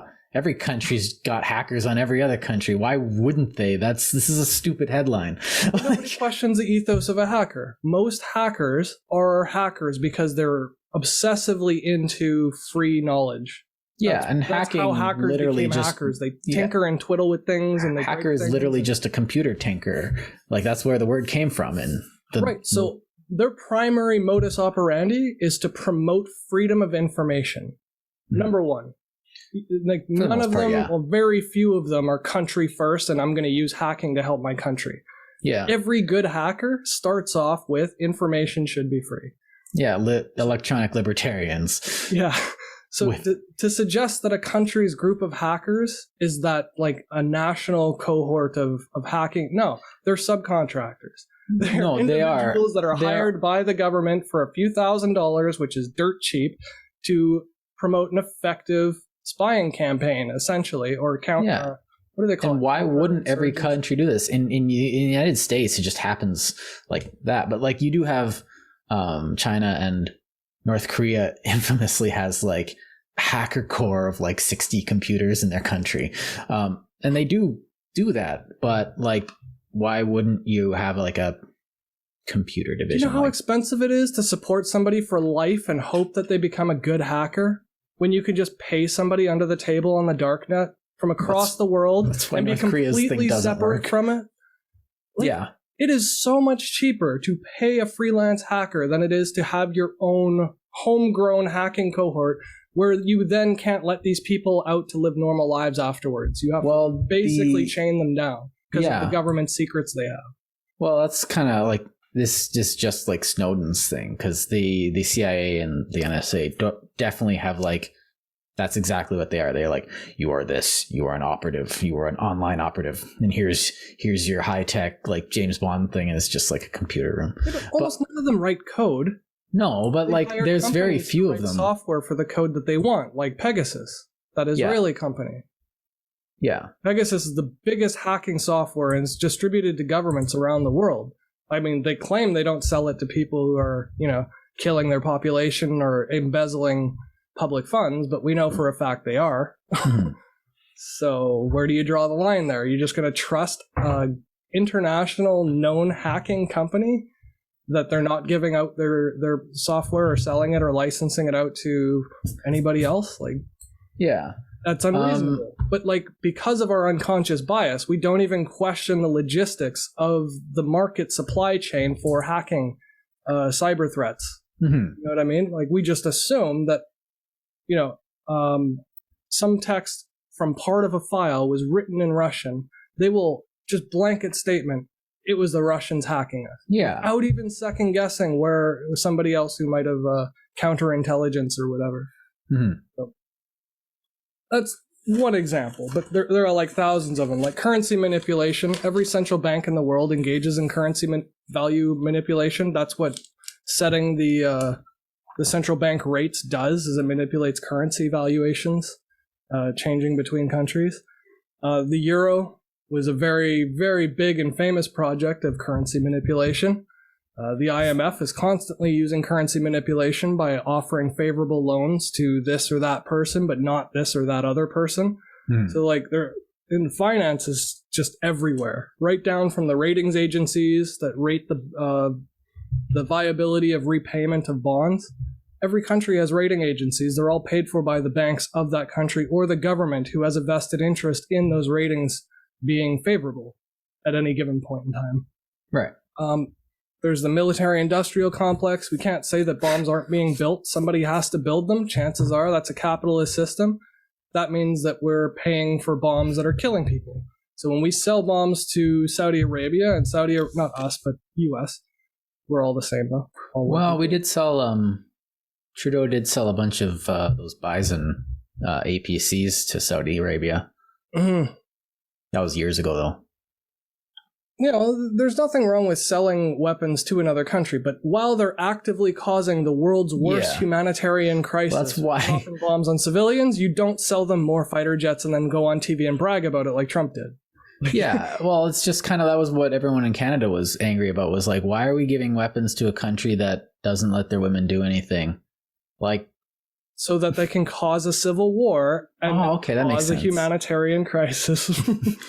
Yeah. People are freer in a refugee camp, apparently, when their homes are blown up and they're sent out of town. But I mean, sense. Israel's the biggest example of this. And I mean, we talked about it with Rafael Cohen Almagor on a past episode on the Israel-Palestine conflict. But the fact that the U.S. is continuously vetoing the UN Security Council and the UN resolutions to prevent an illegal occupation in Israel and come to some sort of diplomatic solution.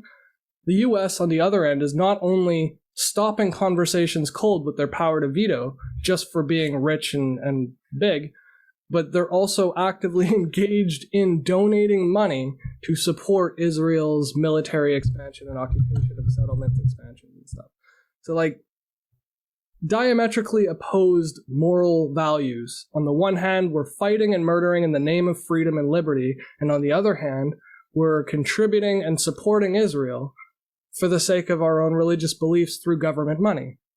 And as we've established, in my opinion, it's partially due to the Zionist impetus that Israel is behaving the way it is, and they justify the war crimes they're committing to the Palestinian people in the neighborhood based on their religious belief that they are the stewards or the sole recognized proprietors of that land based on their textbook.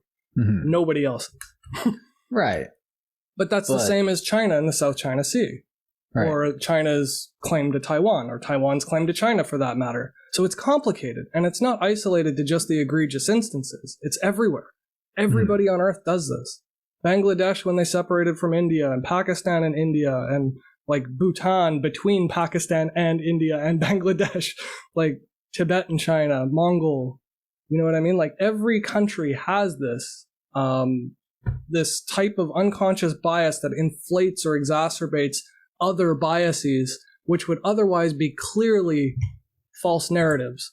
But we're susceptible to them because we're less likely to do factoring in math when we don't have to. Right. Because factoring is hard. It's destructive in its outcomes, but indirectly. It's not that unconscious bias leads to death and destruction. It's that unconscious bias leads to conformity affinity bias, which leads to hero bias, which leads to death and destruction. Mm-hmm. So, yeah, I got a whole bunch of other examples, but I guess we don't have time to go through them all. But like, I'll just name a few just to... Well, let's get into, maybe we'll get deeper into one of them. Okay, well, we'll get into my Libya case, I guess. You brought up Libya a couple times, so let's... Yeah, so Gaddafi is one of the first international leaders that I actually followed and studied, because when I started doing currency exchange and forex trading and stuff like that, it had just came that Libya started developing its oil resources and became wealthier, and they started donating to other socialist movements that were like either rebel groups or insurrectionists or whatever you want to call them, separatists. He was funneling money to help other countries establish a government to which he agreed in principle with their lines. Mm-hmm. And that was socialism. So he was also a socialist. He would spend government money on people. And technically, yes. It's exactly like we do now. When we support freedom and liberty and like education for women, we give money to those countries and expect them to put that money to good use and promoting freedom and liberty and women's rights and all that kind of stuff, right? So in principle, it's no different. But we object like flat out to his actions because the consequences we attribute as him being the master puppeteer when all he was a war general who instigated a coup on the government and took over the country. Which leader of hundreds of countries have done. Yeah. And not only have they done it, but we've sponsored most of them. Well, I don't want to say most. We've sponsored dozens of them. Yes. Dozens and dozens of coups d'etats. We sponsored 2 in Turkey, 1 in Venezuela, just in the last like few years. I'm talking about like 5 years or so. We've sponsored them we tried to do it in Panama so that we can get the Panama Canal and the government the U.S. ships could benefit from the shipping routes. That was a long time ago. Yeah. That was like 120 years ago. Yeah. Yeah. But the thing is, we've been doing this thing right up till today. Yeah. Well, Persia is probably one of the most famous ones. Or the El Salvador, Honduras, Nicaragua. Because Iran is in a mess mostly because of the Americans. Yeah. Yeah, and now they have that government, which is fun. just and look at the consequences of it. And it's all because our unconscious bias led us to believe that we were doing the right thing at the time. Right. Without questioning the motivations or the intents or the after effects or the ill To be effects. fair, hindsight is a really powerful tool. Like, but to be there's fair, no way they you could have shouldn't known. murder people unless you're positive. Yeah. Well, it's kind of goes against the American ethos too. Unless you're like, sure.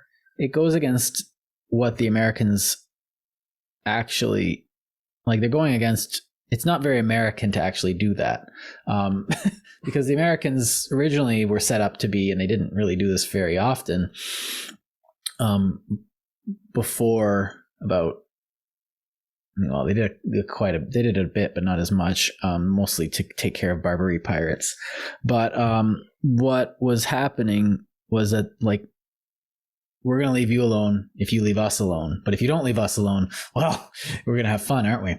And, well, Mexico, well, everyone has a thing about Mexico, but Santa Anna wasn't exactly a glorious dictator.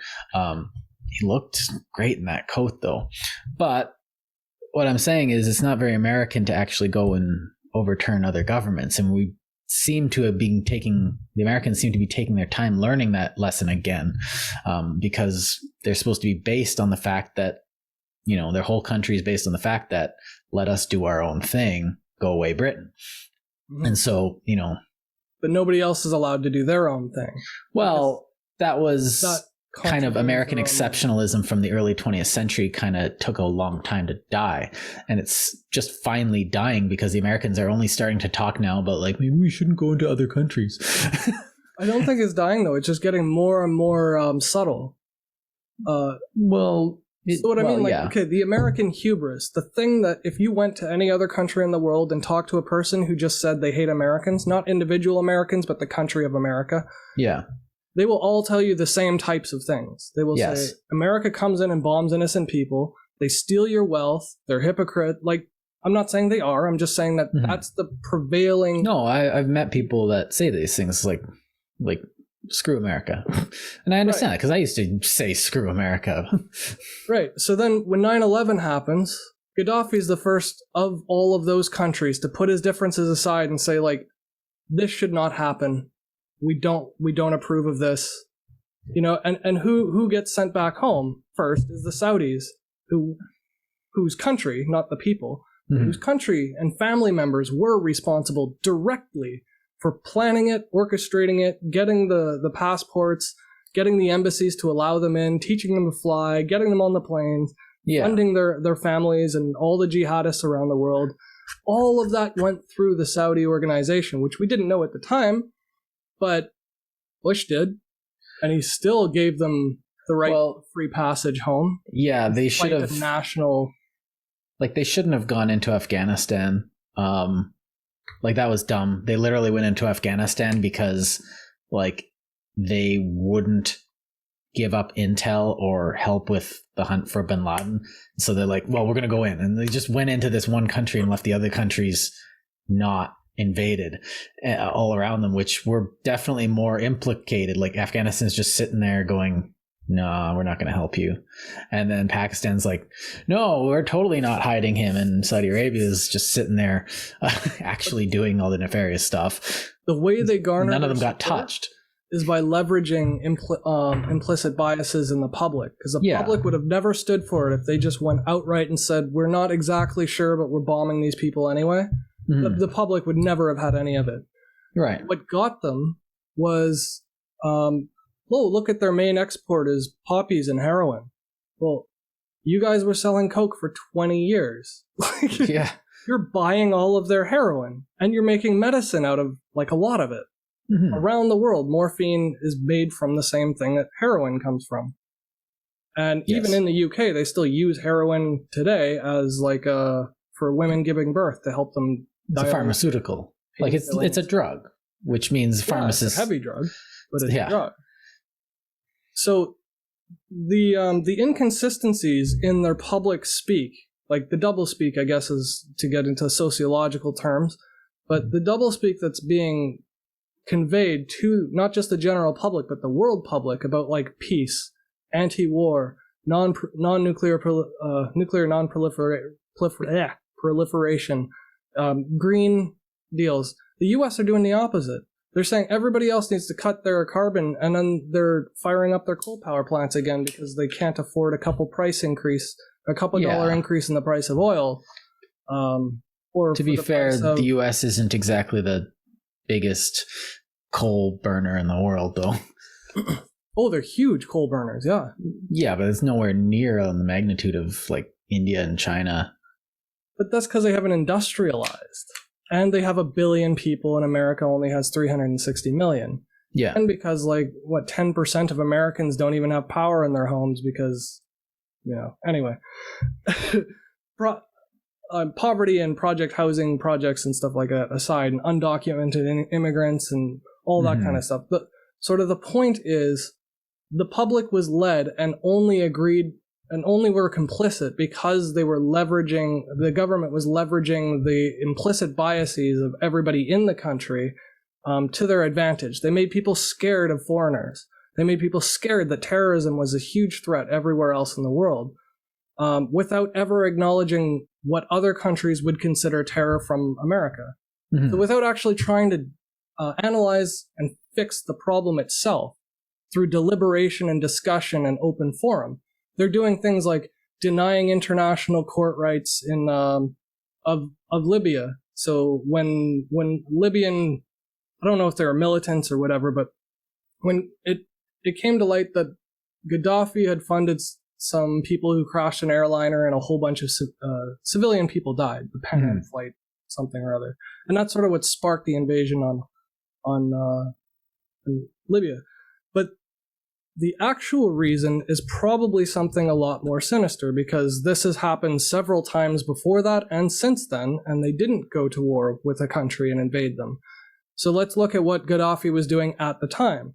At the time, Gaddafi was, yes, sponsoring a whole bunch of other groups, but no different, as we discussed, from us sponsoring, freedom groups and other people we support. Like, especially no different from Contras and overthrowing governments and stuff like that. But Libya was trying to bring back a gold standard so that the U.S. wouldn't have so much clout in world politics.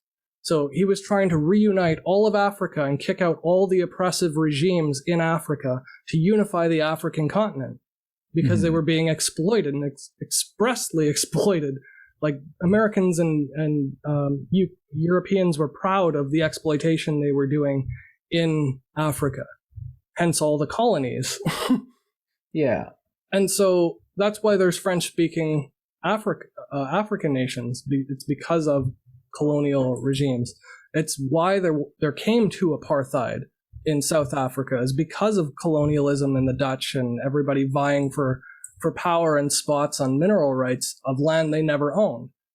And so what else did Gaddafi do? Well, he called out the hypocrisies explicitly and directly in the UN Council. He asked for an independent international court, and the U.S. walked away.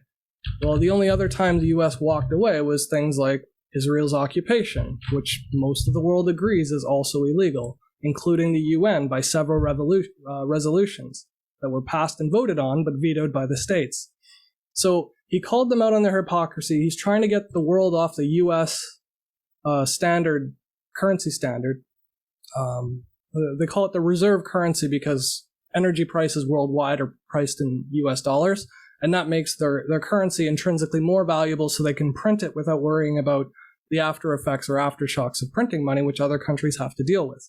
So they want this preferential treatment from the entire world, with their naval vessels going through international waters. If there's an open dispute on the international waters, the US doesn't care if somebody else is disputing it or claiming territory. They just say, well, that's international waters according to us, so we can do what we want. And if you attack us, we'll attack you back tenfold. That type of response causes war.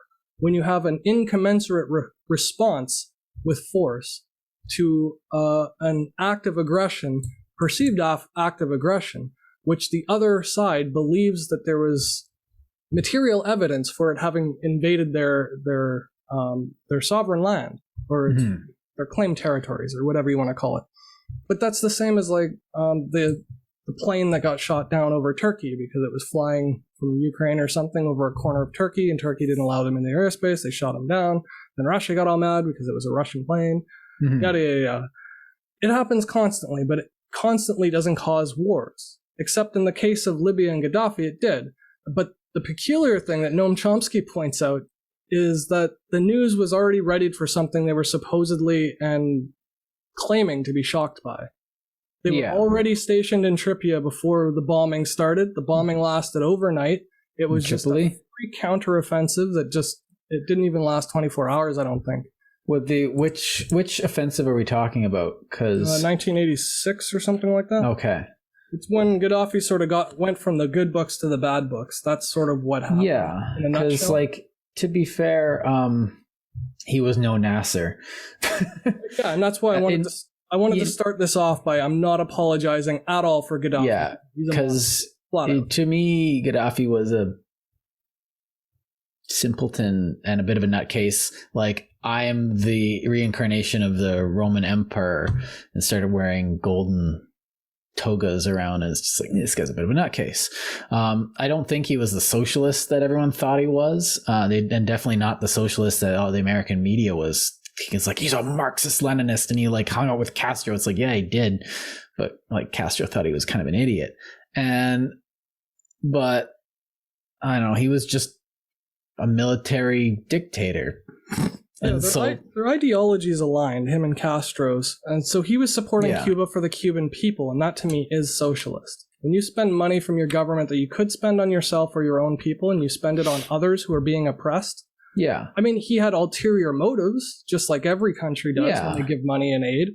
That Cuba is right next to the States. That's a pretty handy place to have an ally.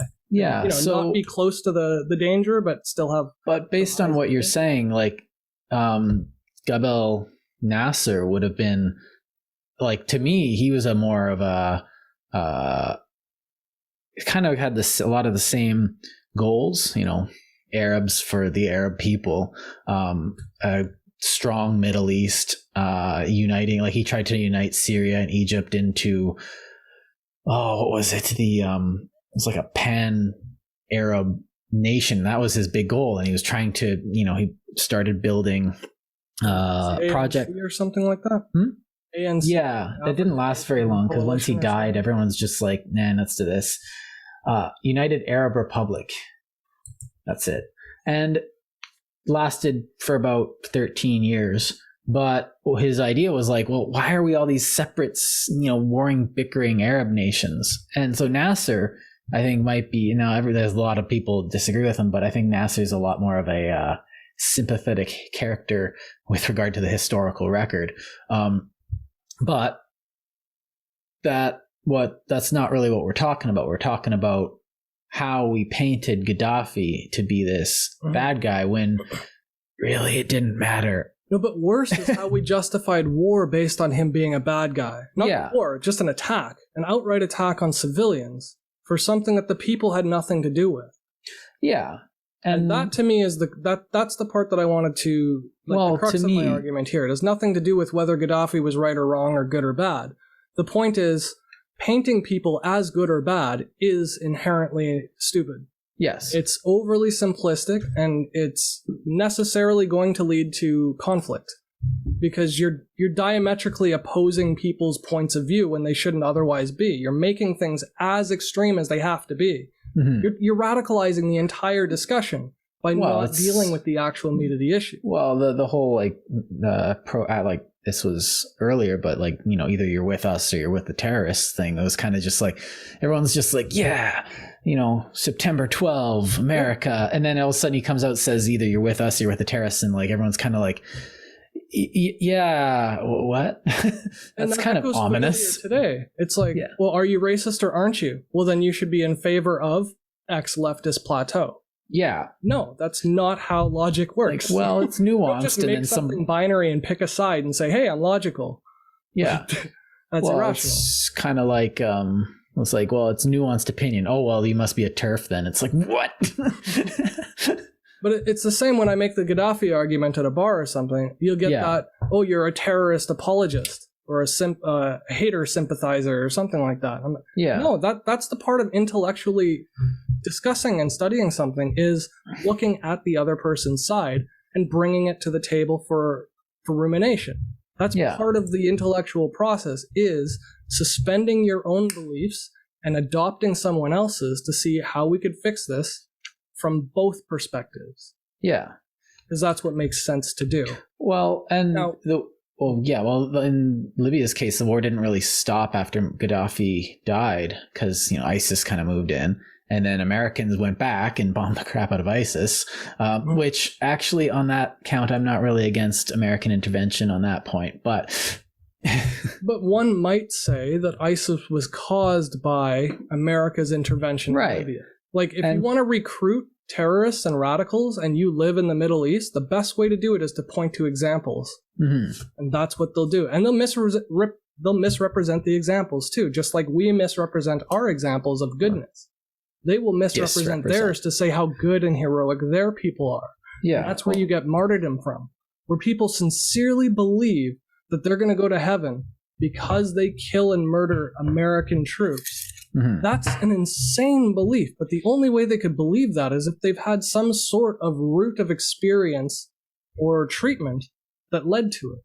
People don't just wake up, born, surrounded by no people, and then suddenly come to the realization, if I ever meet one person from this area of the planet, I'm going to kill them because they deserve to die. Well, nobody's born with that. That's tough. I had this thought when we were talking a bit about racism, because it kind of came up again when you say this, because like no one's born with this, and we have these assumptions kind of grilled on us. Some of them make sense because like different thing is different. But what would happen if, you get a group of just random assortment of humanity and all of a sudden they meet a new racial type, just something we haven't imagined yet, something different. And everyone's looking at purple people. Yeah. And it's just everyone, they walk in and it's just like, hey, I'm Steve, a purple person. And everyone's just like, what is that? And it's like, well, it's a person. But the thing is that you have this difference, this other novelty, and you can't ignore it. Be like, well, I'm supposed to be colorblind. It's like, yeah, but I've never seen that color before. It's different. It's weird. I'm gonna and so you don't even know without like something walks in different and you have a bias towards it. Well, the bias is unknown, different, danger, danger. Will Robinson starts going off in your head. But caveman humanity would have been inclined, and I think this is almost a hopeful idea maybe that I have. Maybe I'm optimist, but caveman us would have just been like different, smash, and rock to head.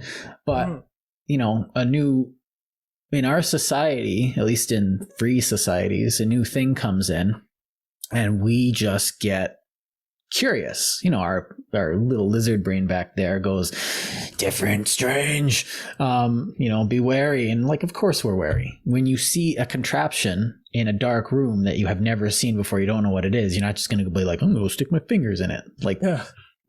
But we don't smash skulls anymore just because something is different. Now, if that purple people was shown to have behaviors that were in, because they're purple, they decide to eat people. The purple people eater. There's literally a song about that. I was leading you for that. Yeah. Okay. And so, if he becomes a purple people eater, purple, people eater, then, that's an important distinction, actually. Yeah. Is that, then we can have this, okay, this thing is not a good thing. This it's not a good person. But the thing is that if that's the only purple person we've seen, then next time we see a purple person, we'll be like, are you going to eat me? Like, should I? That's a logical question to ask. That's a logical bias. And then the purple people is like, no, we sent that guy away from our little, island of purple people because he was eating people. And they'll be like, oh, that was an outlier. So now I have to make new assumptions of the purple people. Or I could be like, well, I brought a machine gun, so I'm going to get to work because I can't take that chance. And so we have to realize that our I guess what we're saying is our biology betrays us. Yeah, biology betrays us, but often we have to realize that why it's betraying us too. Like, because, unknown things will kill you. If you are going hiking and you don't know what that thing is, don't eat it. Like, there's a reason we have these biases. Is like, I don't like the looks of that area. Why? I just don't. Well, we're not going to go over there then. Well, that's probably a sound idea. But, we have to go there. All right, well then let's sharpen a stick and go cautiously. And so when we meet purple people, or when we go to some place where we are actually the outlier,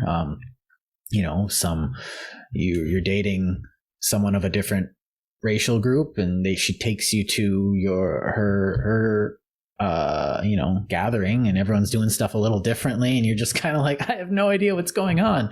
And so you have to walk carefully, not because I could offend somebody, but because you have no idea what the biases are there. You have no idea what the things are, so you have to learn them. And so you have to create new biases. So like biases like, I don't know, we should eat with this utensil first, or always gravitate towards this side of the table. Well, why? Well, it's just what happens here. So we're all going to go to this side of the table first.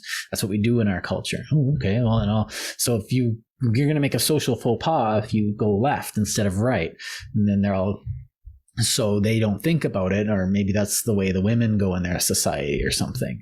What I'm getting at is we need to recognize it so that people don't walk into every debate or conflict or debacle with an itchy trigger finger. Yes. So sharpening the stick, there's nothing wrong with being defensive and protecting yourself in an unknown area. And there's nothing wrong with noticing that that last purple person that you met has a musical instrument you've never seen before. So the next time you meet a purple person, you ask them, hey, you must all be so musical. Play? Just to see if maybe they have a new instrument you've never seen before. Yeah. Again, there's nothing wrong with it. The issue comes when we start inflaming people's passions, when we start riling people against each other, and to make that angst more real, we intentionally leverage or amplify the emotional aspect. And to do that, you can't just stand up and be like, I want you to feel really happy about the Winnipeg Jets. It's not like that. You have to actually feel it from the inside out to have that type of passion. You can't just tell people, be passionate now about this. Yeah, no, and that's why those whiteout parties happened. If you're not don't know anything about Winnipeg hockey, look it up. It's a pretty every fun other party. City copied us after that, but but it was kind of like that happened as a matter of just course. You can't force it, essentially. And I think that's what's really important, sort of getting towards wrapping things up, because I don't want to just beat the dead horse to death. But, no, I think we've made our point quite well. Yeah.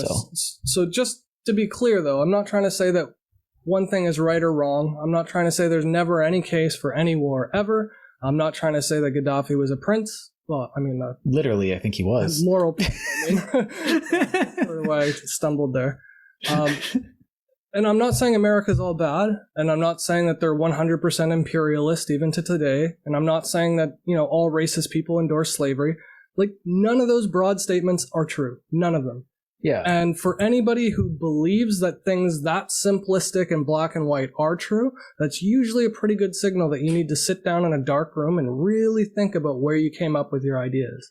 Yeah. Because if you hash them out rationally and they're still the same ideas, then maybe you're onto something. But 9 times out of 10, your unconscious bias is it's a shortcut. It's not the in-depth thought. That gut feeling that we have about things is not the truer version of reality. No, science, that meticulous, detailed record keeping of observation, experimentation, reaction, observation, that's more detailed and more accurate than your gut in all instances. Right. Sometimes your gut is right, but that's why we evolved to have it, is because more often than not, it's helpful. Yeah, and learning how to interpret what your gut's saying is important. Like, that's why I was like, my gut keeps telling me things whenever I get this feeling inside of me, and I go with it.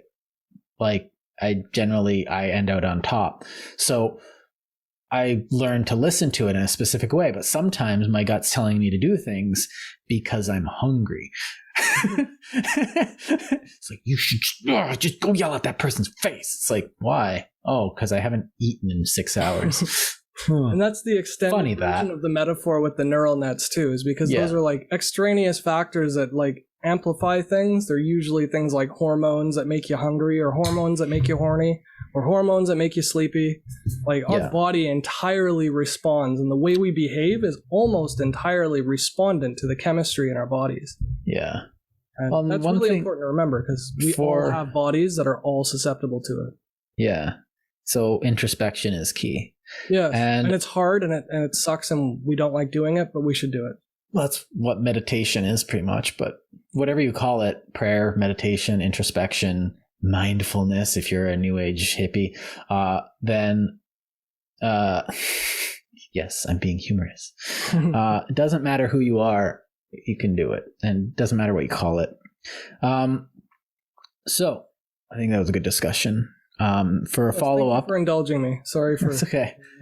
As a follow-up, I kind of want to, for a future episode, I'd probably want to look at specifically the implicit bias test, and how when we're using bias, now bias is obviously a thing, but we're using it now as an inquisition, and that might be a future episode, because there's a few things. It's become a witch hunt. We got to find out everyone's implicit biases. So that might be a future episode. Let's coin the term Caucasian Inquisition. Caucasian. Okay, that had a bad... Caucasian? I think we'll get censored for that. Yeah, we'll just beep that. All right. Do you want to tell everyone where to find the rest of our stuff if they accidentally watch your thing and can't figure out how to click on our channel? As always, reference in the notes in the description. You can find everything. chrisdriver.com/feed/rssfeed.xml. The link is in the description. Check it out. It's right down there. We're on iTunes. You can check that with any podcast player you got. Just plug the URL in to subscribe, and you'll get all of our latest up to date with no commercials or advertisements or paid promotions or anything like that. Just all free Frivolous Gravitas. You've been listening to myself, Christopher Driver, and with me, it's me, Jordan. Mr. Jordan Roy. I have titles. I don't use them. We have to be sure now, because, gender pronouns and stuff like that. Yeah. You have to tell people what you like to be preferred.